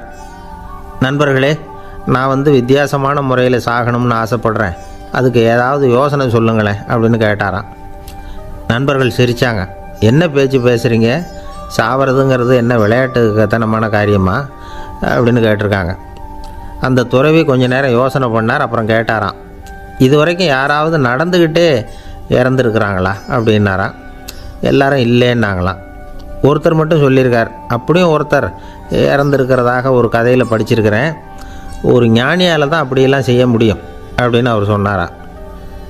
சரி, அப்படின்னா அந்த முறை நமக்கு வேணாம், நின்றுக்கிட்டே யாராவது உயிரை விட்டுருக்காங்களா அப்படின்னு விசாரித்தாராம். அப்படியும் ஒருத்தர் இறந்துருக்கிறார் அப்படின்னாங்களாம். மறுபடியும் அந்த துறவி யோசனை பண்ணியிருக்கிறார், ஏதாவது வித்தியாசமான முறையில் நாம் போகணும் அப்படிங்கிறது அவருடைய விருப்பம். மனிதன் எப்படி வாழ்கிறானோ அப்படி இறப்பது தான் நல்லது. சரி, யாராவது தலைகீழாக யோகம் செய்யும் நிலையில் இறந்துருக்கிறாங்களா அப்படின்னு விசாரித்தாராம். நண்பர்கள் சிரித்தாங்க. தலைகீழாக நின்னபடி இறந்ததாக நாங்கள் கேள்விப்பட்டதே இல்லை, அது முடியாத காரியம் அப்படின்ட்டுருக்காங்க. இப்போ அந்த துறவிக்கு திடீர்னு உற்சாகம் வந்துட்டுது. உடனே எழுந்திரிச்சார், தலைகீழாக நின்னார், அப்படியே உயிரை விட்டுட்டார். அவ்வளோதான். அந்த மடாலயத்தில் ஒரே குழப்பம். எப்படி அவரை கீழே இறக்கி படுக்க வைக்கிறது அப்படின்னு புரியல. இப்படி உயிர் விடுறதை பற்றி அவங்க இது வரைக்கும் கேள்விப்பட்டதும் இல்லை. உண்மையிலேயே இவர் இறந்து தான் போனாராங்கிறதும் தெரியல. சோதித்து பார்த்தாங்க. இதய துடிப்பு, நாடி துடிப்பு எல்லாம் நின்று போயிருந்தது. இவர் எப்பவும் இப்படி தான், என்ன பண்ணுறது இப்போது அப்படின்னு சொல்லி எல்லோரும் குழம்பிக்கிட்டு இருக்கிற சமயத்தில் ஒரு பெரிய ஒரு யோசனை சொன்னார். இந்த துறவியோட மூத்த சகோதரி பக்கத்து மடாலயத்தில் இருக்கிறாங்க, அவங்கள இங்கே அழைச்சிட்டு வந்தால் ஏதாவது வழி கிடைக்கும் அப்படின்னார். அந்த அம்மாவுக்கு 90 வயசு. அழைச்சிட்டு வந்தாங்க. ஒரு குச்சியை ஊன்றிக்கிட்டு அப்படியே மெதுவாக நடந்து வந்தாங்க. தம்பி தலைகீழாக நின்று உயிர் விட்டு இறக்கிறத பார்த்தாங்க. தம்பின்னு கூப்பிட்டு பார்த்தாங்க, ஒன்றும் காணோம். உடனே என்ன பண்ணாங்க, தன்னுடைய கைத்தடியால் தம்பியோட உடலை ஒரு தட்டு தட்டினாங்க. ஏப்பா சாகிறப்பவும் உன்னுடைய குறும்புத்தனத்தை விடலையா? இப்படியாடா சாகிறது, ஒழுங்காக செத்து தொலை அப்படின்னாங்களாம். அவ்வளவுதான். உடனே அந்த துறவி திரும்பி நேராக நின்னார். அக்கா கோவப்படாத, நான் ஒழுங்காக சாகிறேன், எப்படி செத்தா என்ன, எல்லாம் எனக்கு ஒன்று தான் அப்படின்னு சொல்லிவிட்டு அப்படியே தரையில் படுத்து உயிரை விட்டாராம். அதுக்கப்புறம் அந்த அம்மா கோலை கையில் எடுத்துக்கிட்டு அப்படியே திரும்பி கூட பார்க்காம அவங்க பாட்டுக்கு போயிட்டாங்களாம். மரணத்தை ஒரு விளையாட்டாக ஆக்கிய அந்த துறவிக்கு வாழ்க்கையே ஒரு விளையாட்டாக தான் இருந்திருக்குது. எந்த நோக்கமும் இல்லாமல் செயல்படுறதுன்னா என்னங்கிறதும் அவருக்கு தெரிஞ்சிருக்குது. பயனை எதிர்பார்க்காமல் பணி செய்து வாழ்ந்து மறைந்த மகான் அவர். தம்முடைய தொழிலை விளையாட்டு போல் செய்ய தெரிஞ்சவருக்கு வாழ்க்கையே ஒரு விளையாட்டாக மாறிடும். எல்லாமே விளையாட்டாகி விடுகிற போது மரணமும் விளையாட்டாகிவிடும் அப்படிங்கிறது தான் அந்த தத்துவம். ஆனால் அதுக்கு முன்னாடி உங்களுக்குள்ளே இருக்கிற உண்மையான நடிகனை நீங்கள் அடையாளம் கண்டுபிடிக்கணும். நீங்கள் நடிக்க வேண்டியதே இல்லை, நீங்கள் ஏற்கனவே நடிச்சுக்கிட்டு தான் இருக்கிறீங்க. நீங்கள் இந்த உண்மையை தெரிஞ்சுக்கணும், அவ்வளவுதான். இதுதான் ஞானிகளுடைய கருத்து. நீங்கள் தெருவில் நடந்து போயிட்டுருக்கிறீங்க, எதிரில் வர்றவர் உங்களை பார்த்து எப்படி இருக்கிறீங்கன்னு கேட்குறார். நல்லா இருக்கிறேங்கிறீங்க. உண்மையிலேயே நாம் நல்லா இருக்க மாட்டோம், ஏதாவது உடம்புல கோளாறு இருக்கும். ஆனால் அப்படி சொல்லுவோம், நல்லா இருக்கிறேன் அப்படின்னு. அது நடிப்பு தானே. உங்களை சந்தித்ததில் ரொம்ப மகிழ்ச்சி அப்படின்னு சொல்கிறோம். உடனே கொஞ்சம் நிதானமாக யோசித்து பாருங்கள், உண்மையிலேயே உங்கள் மனசு மகிழ்ச்சி அடைஞ்சுட்டுதா? அது நடிப்பு தானே. வாழ்க்கையை சரியாக புரிஞ்சுக்கிட்டால் எல்லாமே நடிப்புங்கிறது புரியும். கல்யாண பத்திரிக்கை அனுப்பியிருந்தேனே, ஏன்டா வரலன்னு கேட்டான் ஒருத்தன். வந்திருந்தேனே அப்படின்னானா இவன். டேய் ஏன்டா போய் சொல்கிற, நான் பத்திரிக்கையே உனக்கு அனுப்பலையே அப்படின்ட்டுருக்கான் அவன்.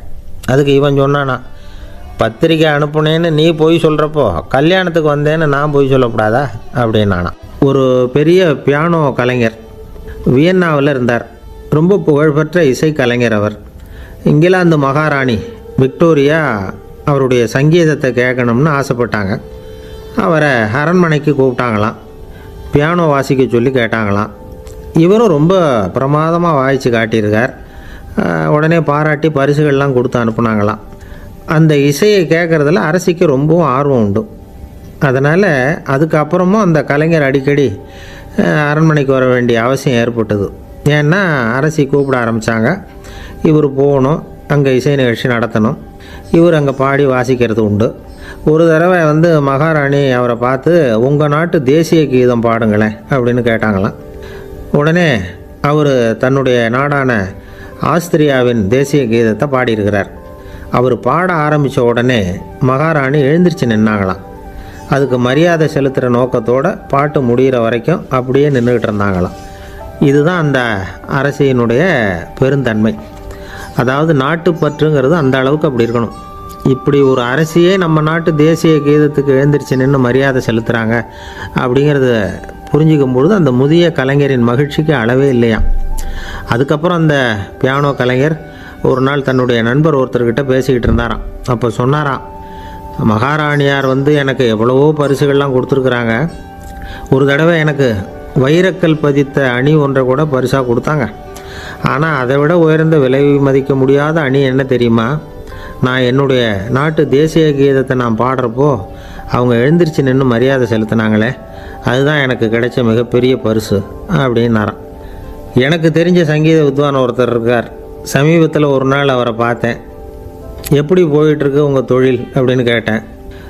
ரொம்பவும் வித்தியாசமாக போயிட்டுருக்குங்க அப்படின்னார். என்ன சொல்கிறீங்க அப்படின்னேன். முன்னாடியெல்லாம் நான் பாடினா எதிரில் இருக்கிறவங்க தான் எழுந்திரிச்சு போயிட்டு இருந்தாங்க. இப்போ எப்படின்னா நான் பாட ஆரம்பிச்சுட்டா உடனே பக்கவாத்தியக்காரனே எழுந்திரிச்சு போயிடுறான் அப்படின்னார் ரொம்ப வேதனையோட. பொங்கல் திருநாள், பொங்கல் திருநாள்னா இது ஏதோ அறுவடை திருநாள் அப்படின்னு சொல்லுவோம். அதாவது வருஷம் பூரா நாம் பாடுபட்டு அதனுடைய பலனை அனுபவிக்கிற நாள் அப்படிங்கிறது நாம் சொல்லிகிட்டு இருக்கிறது. இது முக்கியமாக இது ஒரு நன்றி அறிவிப்பு நாள் அப்படின்னு சொல்லுவாங்க. இன்றைக்கி நிறைய நன்றி அறிவிப்பு கூட்டம்லாம் நடந்துக்கிட்டு இருக்குல்ல, அது மாதிரி விவசாயிகள் நடத்துகிற ஒரு நன்றி அறிவிப்பு விழா இது. யாருக்கு நன்றி சொல்கிறாங்கன்னா ஆதவனுக்கு. அதாவது சூரியன் இல்லைன்னா விவசாயம் இல்லை. அதனால் ஆதவனுக்கு நன்றி செலுத்துகிற நாளாக இந்த பொங்கல் திருநாளை நாம் கொண்டாடுறோம். அதாவது இந்த பொங்கலில் விவசாயிகள்கிட்டேருந்து நிறைய பண்புகளை நாம் தெரிஞ்சுக்க வேண்டிய நாள் இது. விவசாயிகள் அவங்க விவசாயம் முன்னேறி இருக்கிற அளவுக்கு விவசாயிகளுடைய வாழ்க்கை தரம் முன்னேறலை. அந்த அளவுக்கு அவர்கள் நாட்டுக்காக உழைச்சிக்கிட்டு இருக்கிறாங்க. அந்த காலத்திலே அதை பற்றி ஒரு கதை சொல்கிறது உண்டு. ஒரு வயசான ஆள் நிலத்தில் ஏறு உழுதுகிட்டு இருந்தாராம். கிழிஞ்சு போன ஒரு சின்ன துண்டை தான் இடுப்பில் கட்டியிருந்தாராம். தலையில் ஒரு கந்தலை சுற்றி இருந்தார். உடம்பு பூரா சேரு, ரொம்ப ஏழை. ஏறு ஓட்டிகிட்டு இருக்கிறவர் வேறு எப்படி இருப்பார்? இருந்தாலும் அந்த ஆள் ரொம்ப ஜாலியாக பாட்டு பாடிக்கிட்டே ஏறு உழுதுகிட்டு இருந்தாராம். உடம்புல தான் அவர் ஏழையை தவிர மனசில் ஒரு ஏழையாக தெரியல. அந்த சமயத்தில் அந்த நாட்டு ராஜா அந்த பக்கமாக குதிரை மேலே வந்தாராம். வேட்டைக்கு போயிட்டு பரிவாரங்களோடு திரும்பி வந்துக்கிட்டு இருக்கிறார். ரொம்ப செல்வ செழிப்பில் இருக்கிற ராஜா அவர் இந்த வயசான விவசாயியை பார்த்துருக்கார். இந்த ஆள் ரொம்பவும் ஏழைங்கிறது அவர் பார்த்தாவே பளிச்சுன்னு தெரியுது. கட்டிக்கிறதுக்கு நல்ல துணி இல்லை, உடம்போ இழைச்சி போயிருக்குது, வயிறு முதுகில் போய் ஒட்டிக்கிட்டு இருக்கு, கண்ணு குழி விழுந்து போயிருக்குது. ஆனாலும் முகத்தை பார்த்தா சந்தோஷமாக இருக்கிற மாதிரி இருக்குது. இவ்வளோ உற்சாகமாக பாடிக்கிட்டு இருக்கிறாரே அப்படின்னு ஆச்சரியமாக நினச்சி பார்த்தார் அந்த ராஜா. சரி, அவர்கிட்ட கொஞ்சம் பேச்சு கொடுத்து பார்க்கலாம் அப்படின்னு முடிவு பண்ணார். ஐயா பெரியவரே, இப்படி கொஞ்சம் வர முடியுமான்னாராம். பொழுது போகிறதுக்குள்ளே நான் இந்த வயல் பூரா உழவு ஓட்டி ஆகணும், அதனால் பேசுகிறதுக்கு நேரம் இல்லை அப்படின்னாராம் அந்த பெரியவர். என்ன அவ்வளவு அவசரமாக? மீதி இருந்தால் நாளைக்கு உழுதக்கூடாதா? அது சரி, உனக்கு எத்தனை ஏக்கர் நிலம் இருக்குது அப்படின்னு விசாரிச்சிருக்கார் ராஜா. எனக்குன்னு சொந்தமாக உள்ளங்கை அளவு கூட நிலம் கிடையாது. இது எங்கள் முதலாளியோட நிலம். இதை பூராவும் உழுது முடித்தாதான் அவர் கூலி கொடுப்பார். நான் கூலிக்கு உழுதுகிட்டு இருக்கிறேன். உங்ககிட்ட பேசிக்கிட்டு இருந்தால் அவருக்கு துரோகம் பண்ணது மாதிரி ஆகிடும் அப்படின்னாராம். ராஜா குதிரையை விட்டு கீழே இறங்கினார். வரப்பில் நடந்து அந்த பெரியவர்கிட்டே போனாராம். சரி, ஒரு நாள் பூரா உழுதா உனக்கு எவ்வளவு கூலின்னு கேட்டிருக்கார். 8 அணா கூலி கிடைக்கும்னாராம் அவர். இது ரொம்ப காலத்துக்கு முன்னாடி நடந்த ஒரு சம்பவங்கிறதுனால அப்போ 8 அணா கூலிங்கிறது ரொம்ப பெருசு. இருந்தாலும் அதுவும் அந்த ராஜாவுக்கு பெரிய கூலியாக தெரியல. இவ்வளவு தானா, இதை வச்சுக்கிட்டு நீ எப்படி காலம் தள்ளுற அப்படின்னாராம். ஒன்றும் கவலை இல்லை அப்படின்னாராம் அவர். ராஜாவுக்கு ரொம்ப ஆச்சரியமாக போச்சு. 8 அணா கூலி வாங்குகிற இந்த ஆள் கவலை இல்லாமல் இருக்கிறார், ஏராளமான வசதியோடு இருக்கிறன்னா கவலை இல்லாமல் வாழ முடியலையே அப்படின்னு நினச்சி பார்த்துருக்கார். அது சரி, 8 அணாவில் எப்படி குடும்பம் நடத்துகிற அப்படின்னு கேட்டாராம். எனக்கு கிடைக்கிற 8 அணாவில் 2 அணா குடும்பத்துக்கு செலவழிக்கிறேன், 2 அணா பழைய கடனுக்கு கொடுக்குறேன், 2 அணா தர்மம் செய்கிறேன், 2 அணா வட்டிக்கு கொடுக்குறேன், ஒரு குறையும் இல்லைன்னாராம். ராஜாவுக்கு ஒன்றும் புரியல. எனக்கு ஒன்றும் புரியலேன்னு இருக்கார். ஐயா, எனக்கும் என் மனைவிக்கும் 2 அணா செலவாகுது. வயசான அம்மா அப்பா இருக்கிறாங்க, சின்ன வயசில் என்னை காப்பாற்றினவங்க அவங்க. அந்த கடனுக்கு 2 அணா செலவாகுது, அது பழைய கடன். என் தங்கச்சி ஒருத்தி ஆதரவு இல்லாத நிலைமையில் தன்னுடைய மகனோட என் வீட்டில் இருக்கிறா. அவளுக்கும் அவள் மகனுக்கும் 2 அணா செலவு பண்ணுறேன், அது தர்மம். எனக்கு 2 பிள்ளைங்க இருக்கிறாங்க, அவங்களுக்கு 2 அணா செலவு பண்ணுறேன், அது வட்டிக்கு கொடுக்கறது மாதிரி. பிற்காலத்தில் அவங்க எங்களை காப்பாற்றுவாங்க. அந்த வகையில் நான் திருப்தியோடு வாழ்ந்துக்கிட்டு இருக்கிறேன் அப்படின்னாராம். ராஜாவுக்கு அர்த்தம் புரிய ஆரம்பிச்சுதான். அந்த பெரிய நிலத்தை விலை கொடுத்து வாங்கி அந்த பெரியவருக்கே தானமாக கொடுத்துட்டாராம். இப்போ உழுதவருக்கே நிலம் சொந்தமாயிட்டுது. அன்னையிலேருந்து அரசனுக்கும் ஆறுதல் கிடைச்சிதான். இப்படி ஒரு கதை சொல்லுவாங்க. 8 அணா வருமானத்தை வச்சுக்கிட்டு எப்படி காலத்தை தள்ளுறதுன்னு சொல்கிறதுக்காக இந்த கதையை சொல்கிறதாக யாரும் தப்பாக நினச்சிக்கக்கூடாது. கிடைக்கிறத எப்படி பங்கு போடுறார், எப்படி திருப்தியாக வாழறார் அப்படிங்கிறது தான் முக்கியம். அது மாதிரி இன்றைக்கு இந்த பொங்கல் திருநாளில் உழவர்கள் மனசு மகிழ்ச்சியாக இருந்ததுன்னா அது எல்லாரும் மகிழ்ச்சியாக இருக்கிறது மாதிரி அர்த்தம். அதனால் அவர்கள்ட்டேருந்து நாம் பாடம் கற்றுக்கணும். சில உழவர்கள் தங்கள் நிலத்தில் விளையிறத தாங்கள் சாப்பிட மாட்டாங்க, அடுத்தவங்கள்ட்ட விற்றுட்டு சந்தையில் போய் வேறு அரிசி வாங்கிட்டு வந்து தான் இவங்க சாப்பிடுவாங்க. அப்படிப்பட்ட விவசாயிகள்லாம் இது உண்டு. பங்கிடுகிற பண்பை உழவர்கள்ட்டேருந்து கற்றுக்கொள்ளுங்கள் அப்படிம்பாங்க. ஒரு ஆள் நிம்மதியாக மகிழ்ச்சியாக இருந்தானா, உங்கள் நிம்மதிக்கும் மகிழ்ச்சிக்கும் என்ன காரணம்னு கேட்டிருக்கார் இன்னொருத்தர். என்கிட்ட இருந்தது பூராவையும் என் பிள்ளைங்களுக்கு சமமாக பங்கு போட்டு கொடுத்துட்டேன், எனக்குன்னு எதுவுமே வச்சுக்கல, அதுதான் நிம்மதிக்கு காரணம்ன்றிருக்கான். உங்ககிட்ட இருந்தது எவ்வளவு இருந்தது அப்படின்னு கேட்டிருக்காரு அவர். மொத்தமாக ஒரு 50,000 ரூபா இருக்கும் அப்படின்னு இருக்கான். அவ்வளவும் பணமாகவே இருந்ததா அப்படின்னு கேட்டிருக்காங்க அவங்க. இல்லைங்க, அவ்வளவும் கடன், அதை தான் பிரித்து கொடுத்துருக்கேன் பிள்ளைங்கக்கிட்ட அப்படின்னு நானா. அவன் எது ரொம்பவும் கஷ்டமான காரியம் அப்படின்னு கேட்டார் ஒருத்தர். ஒருத்தருக்கு ஒருத்தர் சண்டை போடாமல் இருக்கிறது தான் ரொம்ப கஷ்டமான காரியம் அப்படின்னு தோணுது. ஒரு நாட்டுக்கும் இன்னொரு நாட்டுக்கும் சண்டை, நாட்டுக்குள்ளேயே ஒரு குரூப்புக்கும் இன்னொரு குரூப்புக்கும் சண்டை. ஏன் சண்டை போட்டுக்கிறீங்கன்னு கேட்டு பாருங்கள். நாங்கள் சமாதானத்துக்காக தான் சண்டை போட்டுக்கிறோம் அப்படிம்பாங்க. வாழறதுக்காக பிறந்த மனுஷன் லட்சியத்துக்காக உயிரை விட தயார் அப்படின்னு சொல்லிகிட்டு இருப்பான். அப்படி உயிரை விடுறவங்கள நாமளும் பாராட்டுவோம். ஆனால் ஒன்றும் இல்லாத விஷயங்களுக்கெல்லாம் சண்டை போடுறவங்களெல்லாம், அப்படிப்பட்டவங்களையும் சரி உயிரை விடுறவங்களையும் சரி என்னென்னு சொல்கிறது, யுத்தங்களாலேயும் சண்டைகளாலேயும் நாம் அடையிறது என்னங்கிறது ஒரு பக்கம் இருக்கட்டும், இழக்கிறது என்ன தெரியுமா? ஏராளமான உயிர்கள். ரத்தம் சிந்துறதுக்கு நான் தயார் அப்படின்னு மார்தட்டி சொல்லலாம். ஆனால் ரத்தம் சிந்தினா உயிர் காத்துக்கிட்டு இருக்க தயார் இல்லை. அதாவது உயிர் நமக்காக காத்துக்கிட்டு இருக்க தயார் இல்லை. இழக்கிற ரத்தத்தை ஈடுகட்டினா தான் உயிரை காப்பாற்ற முடியும். அதனால் இது சம்மந்தமாக ஆராய்ச்சி செய்கிற கட்டாயம் ஏற்பட்டு போச்சு. அதோட விளைவாக புதுசாக ஒன்றை கண்டுபிடிச்சிருக்கிறாங்க. அதுதான் செயற்கை ரத்தப்பொடி. இப்போ இந்த திடீர் சாம்பார் பொடி, திடீர் ரசப்பொடி, திடீர் காப்பி பொடி இப்படிலாம் சொல்கிறோம்ல, அது மாதிரி இது திடீர் ரத்தப்பொடி. இஸ்ரேல் ஒரு சின்ன நாடு, மக்கள் தொகை குறைச்சல், அதோட போர்கள் வேறு. அதனால் காயம்பட்டவங்களை காப்பாற்றியே தீர வேண்டிய கட்டாயம். காப்பாற்றணும்னா ரத்த இழப்பை தடுக்கணும். அப்படின்னா உடனடியாக புது ரத்தம் செலுத்தி ஆகணும். திடீர்னு ரத்தம் வேணும்னா எங்கே போகிறது? அதுவும் கிடைக்கிற ரத்தம் சேர்கிற குரூப்பாக இருக்கணும். ஒரு வேடிக்கை பார்த்தீங்களா, நான் வேறு குரூப்பு நீ வேறு குரூப்புன்னு இவன் சண்டை போடுறான். இதில் அடிப்பட்டவனுக்கு ரத்தம் கொடுக்க போனால் அதுலேயும் அது வேறு வேறு குரூப்பாக இருக்குது. அது ரத்தமும் வேறு வேறு குரூப்புன்னு சொல்லிகிட்டு இருக்குது. எந்த குரூப்பு ரத்தம் வேணும், அது உடனடியாக கிடைக்கலன்னா என்ன பண்ணுறது? இப்படிப்பட்ட கஷ்டம்லாம் நமக்கு வந்துடுது. இதுக்காக தான் விஞ்ஞானிகள் இந்த ரத்த பொடியை கண்டுபிடிச்சிருக்கிறாங்க. அதாவது ஒரு ஆள் அடிபட்டு போட்டான்னு வச்சுங்களேன், அவனுக்கு ரத்தம் கிடைக்கல, உடனே என்ன பண்ணலாம்? இந்த சுத்தப்படுத்தப்பட்ட தண்ணீரை கொஞ்சம் எடுத்துக்க வேண்டியது, அதில் இந்த ரத்த பொடியை கரைக்க வேண்டியது. இப்போ இந்த செயற்கை ரத்தம் தயாராகிட்டுது. இதை அந்த ஆள் உடம்புல ஏற்றி விட்டுற வேண்டியது. இயற்கையாக நம்ம உடம்பில் இருக்கிற ரத்தம் என்னென்ன வேலை செய்யுதோ அதே வேலையை இதுவும் செய்யும். அதாவது ஆக்சிஜனை உடம்புல எல்லா இடத்துக்கும் எடுத்துகிட்டு போகுது. அந்த வேலையை இந்த செயற்கை ரத்தமும் செஞ்சுருது. ஆனால் ஒரு விஷயம், இந்த செயற்கை ரத்தம் ஒரு அவசரத்துக்கு தான் உபயோகப்படுத்தலாம், ஒரு முதல் உதவி மாதிரி. அதை அப்படியே நிரந்தரமாக விட்டுற முடியாது. பின்னாடி தேவையான குரூப்பு உண்மையான ரத்தம் கிடைச்ச உடனே அதை செலுத்திக்கணும். உண்மையான ரத்தத்தை 20லேருந்து 40 நாள் வரைக்கும் தான் பாதுகாக்க முடியும். அதுவும் குளிர்பதன பெட்டியில். அதுக்குள்ளே உபயோகப்படுத்தலைன்னா அது வீணாக போயிடும். இந்த ரத்த பொடி அப்படி இல்லை, எவ்வளோ நாள் வேணும்னாலும் அப்படியே வச்சுருக்கலாம். குளிர்பதன பெட்டியும் தேவையில்லை. ஆனால் ஒன்று, இது தண்ணியில் கலந்து செயற்கை ரத்தமாக ஆக்கிவிட்டா அதோட வலு 72 மணி நேரம் தான். அதாவது 3 நாள். அதுக்குள்ளே அந்த ஆசாமியை எங்கேயாவது ஆஸ்பத்திரிக்கு தூக்கிட்டு போய் உண்மையான ரத்தத்தை கொடுத்துடணும். சண்டையில் அடிபடுறவங்க, சாலை விபத்தில் அடிபடுறவங்க, இவங்களுக்கெல்லாம் அவசரத்துக்கு கை கொடுத்து உதவுறது இந்த செயற்கை ரத்த பொடி. அதுக்கப்புறம் நாம் கொடுக்குற ரத்தம் தான் அவங்கள காப்பாற்றணும். இன்றைக்கி ரத்தத்தை தானமாக கொடுக்க தயாராக இருக்கிற நல்ல உள்ளங்கள் ஏராளம். எவ்வளவு ஆக்சிடெண்ட்டு, ஆப்ரேஷன், இதில் சம்மந்தப்பட்டவங்களை காப்பாற்றுறது நாம் தானமாக கொடுக்குற ரத்தம் தானே.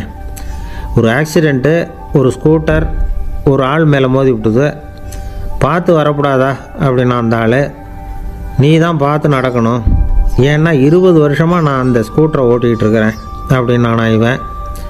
இதுக்கு அவன் சொன்னானா, நீ தான் பார்த்து ஓட்டணும், ஏன்னா 40 வருஷமாக நான் இப்படி நடந்துக்கிட்டு இருக்கிறேன் அப்படின்னு நானா. ஒரு ஊரில் ஒரு ராஜா இருந்தார். பெரிய அரண்மனையில் தான் இருக்கிறார். எல்லா வசதியும் இருந்தது. இருந்தாலும் அவர் எல்லாரும் சொல்கிறது எப்படி தெரியுமா? பிச்சைக்கார ராஜா. அப்படி ஒரு பேர் அவருக்கு நிலச்சி போச்சு. ஜனங்களும் சரி, மற்ற தேசங்களில் உள்ளவங்களும் சரி, அவர் அந்த பேர் சொல்லியே குறிப்பிடுறது வழக்கமாக போட்டுது. இது அவருக்கு ரொம்ப கவலையாக போச்சு. என்ன இது, நம்மளை தேடி வர்றவங்களுக்கெல்லாம் நாம் சோறு போடுறோம், நம்ம புகழ்ந்து பாடல் ஏற்றி கொண்டு வர்ற புலவர்களுக்கெல்லாம் அவங்க எப்படி வந்தாலும் ஒருவேளை சோறு போடணுங்கிறது உத்தரவு. இவ்வளவுலாம் செஞ்சும் நம்மளை போய் பிச்சைக்கார ராஜான்னு எல்லாரும் சொல்கிறாங்களே, அது ஏன் எதுக்காக இப்படி சொல்கிறாங்க? இதுதான் ராஜாவுக்கு குழப்பம். சரி, இதை பற்றி நம்ம அமைச்சர்கள்கிட்ட கேட்கலாமா அப்படின்னு யோசனை பண்ணார். இந்த விஷயத்தை போய் அவங்கக்கிட்ட எப்படி கேட்குறதுன்னு அவருக்கு தயக்கமாக இருந்தது. கௌரவ குறைச்சலாக தெரிஞ்சுது அவருக்கு. சரி, சாதாரண குடிமக்கள்கிட்ட இதை பற்றி கேட்கலாமா அப்படின்னு யோசனை பண்ணார். கேட்கலாம், ஆனால் அவங்க யாரும் ராஜா முன்னாடி வந்து நின்று தைரியமாக பேசக்கூடிய அளவுக்கு இல்லை. ராஜாவோட குழப்பம் நாளுக்கு நாள் அதிகமாக போச்சு. கடைசியாக அவர் ஒரு முடிவுக்கு வந்தார். அதாவது இதை பற்றி ஒரு பிச்சைக்காரங்கிட்டே கேட்டு பார்த்துட்டா என்ன. இதுதான் அவர் பண்ண முடிவு.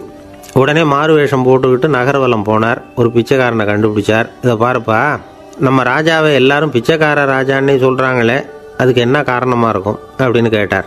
அதுக்கு அவன் சொல்கிறான், இதுக்கான பதிலை இன்னும் ஒரு 30 நாளில் சொல்கிறேன் அப்படின்னா. உடனே இவருக்கு சந்தோஷம். உண்மையை அவங்ககிட்ட சொன்னார். நான் வேறு யாரும் இல்லை, நான் தான் இந்த நாட்டு ராஜா. இப்போ நீ என் கூடவே வந்துடு, அரண்மனையிலேயே தங்கிக்கோ. 30 நாள் கழித்து எனக்கு பதில் சொல்லிவிட்டு அதுக்கப்புறமா நீ போகலாம் அப்படின்னு சொல்லி அழைச்சிட்டு வந்துட்டார். அரண்மனையில் ஒரு மூலையில் அவன் தங்கறதுக்கு இடம் கொடுத்தார். தினம் 2 வேளையும் இவனுக்கு சோறு போடுங்க அப்படின்னு உத்தரவு போட்டார். ராஜா கொடுத்த இடத்துல போய் உக்காந்துக்கிட்டான் அந்த பிச்சைக்காரன். தினமும் அந்த அரண்மனையில் நடக்கிறதையெல்லாம் கவனிச்சிக்கிட்டு வந்தான். வேளைக்கு சாப்பாடு வரும், சாப்பிட்டுக்கிட்டு இருக்கான். இப்படி 30 நாள் முடிஞ்சுது. ராஜா வந்தார். என்ன, என்னோட கேள்விக்கு பதில் என்னன்னு கண்டுபிடிச்சிட்டியான்னார். கண்டுபிடிச்சிட்டேன்னா. என்ன எல்லாரும் பிச்சைக்கார ராஜான்னு சொல்கிறாங்களே, அது நியாயமாக படுதா உனக்குன்னு கேட்டார். நியாயமாக தான் படுது, சந்தேகம் இல்லாமல் நீங்கள் பிச்சைக்கார ராஜா தான். என்ன தான் நீங்கள் வசதியோடவும் படைபலத்தோடவும் இருந்தால் கூட நீங்கள் எங்கள் வர்க்கத்தை சேர்ந்த ஆசாமி தான் அப்படின்னு அடித்து சொல்லிவிட்டான் அந்த ஆள். ஏனால் அப்படி சொல்கிறேன்னு கேட்டார் இவர். அரசே, ஒரு உண்மையை கண்டுபிடிச்சி சொல்கிறதா நான் உங்ககிட்ட சொன்னேன். நீங்கள் ராஜ பரம்பரைன்னா உடனே உங்கள் கழுத்தில் கிடக்கிற முத்து மாலையை கழட்டி பரிசாக கொடுத்துருப்பீங்க, பொண்ணையும் மணியையும் கொடுத்துருப்பீங்க. ஆனால் நீங்கள் அப்படி செய்யலை. என்னை ஒரு மூலையில் உட்கார வச்சு 2 வேளை சோறு போட சொன்னீங்க.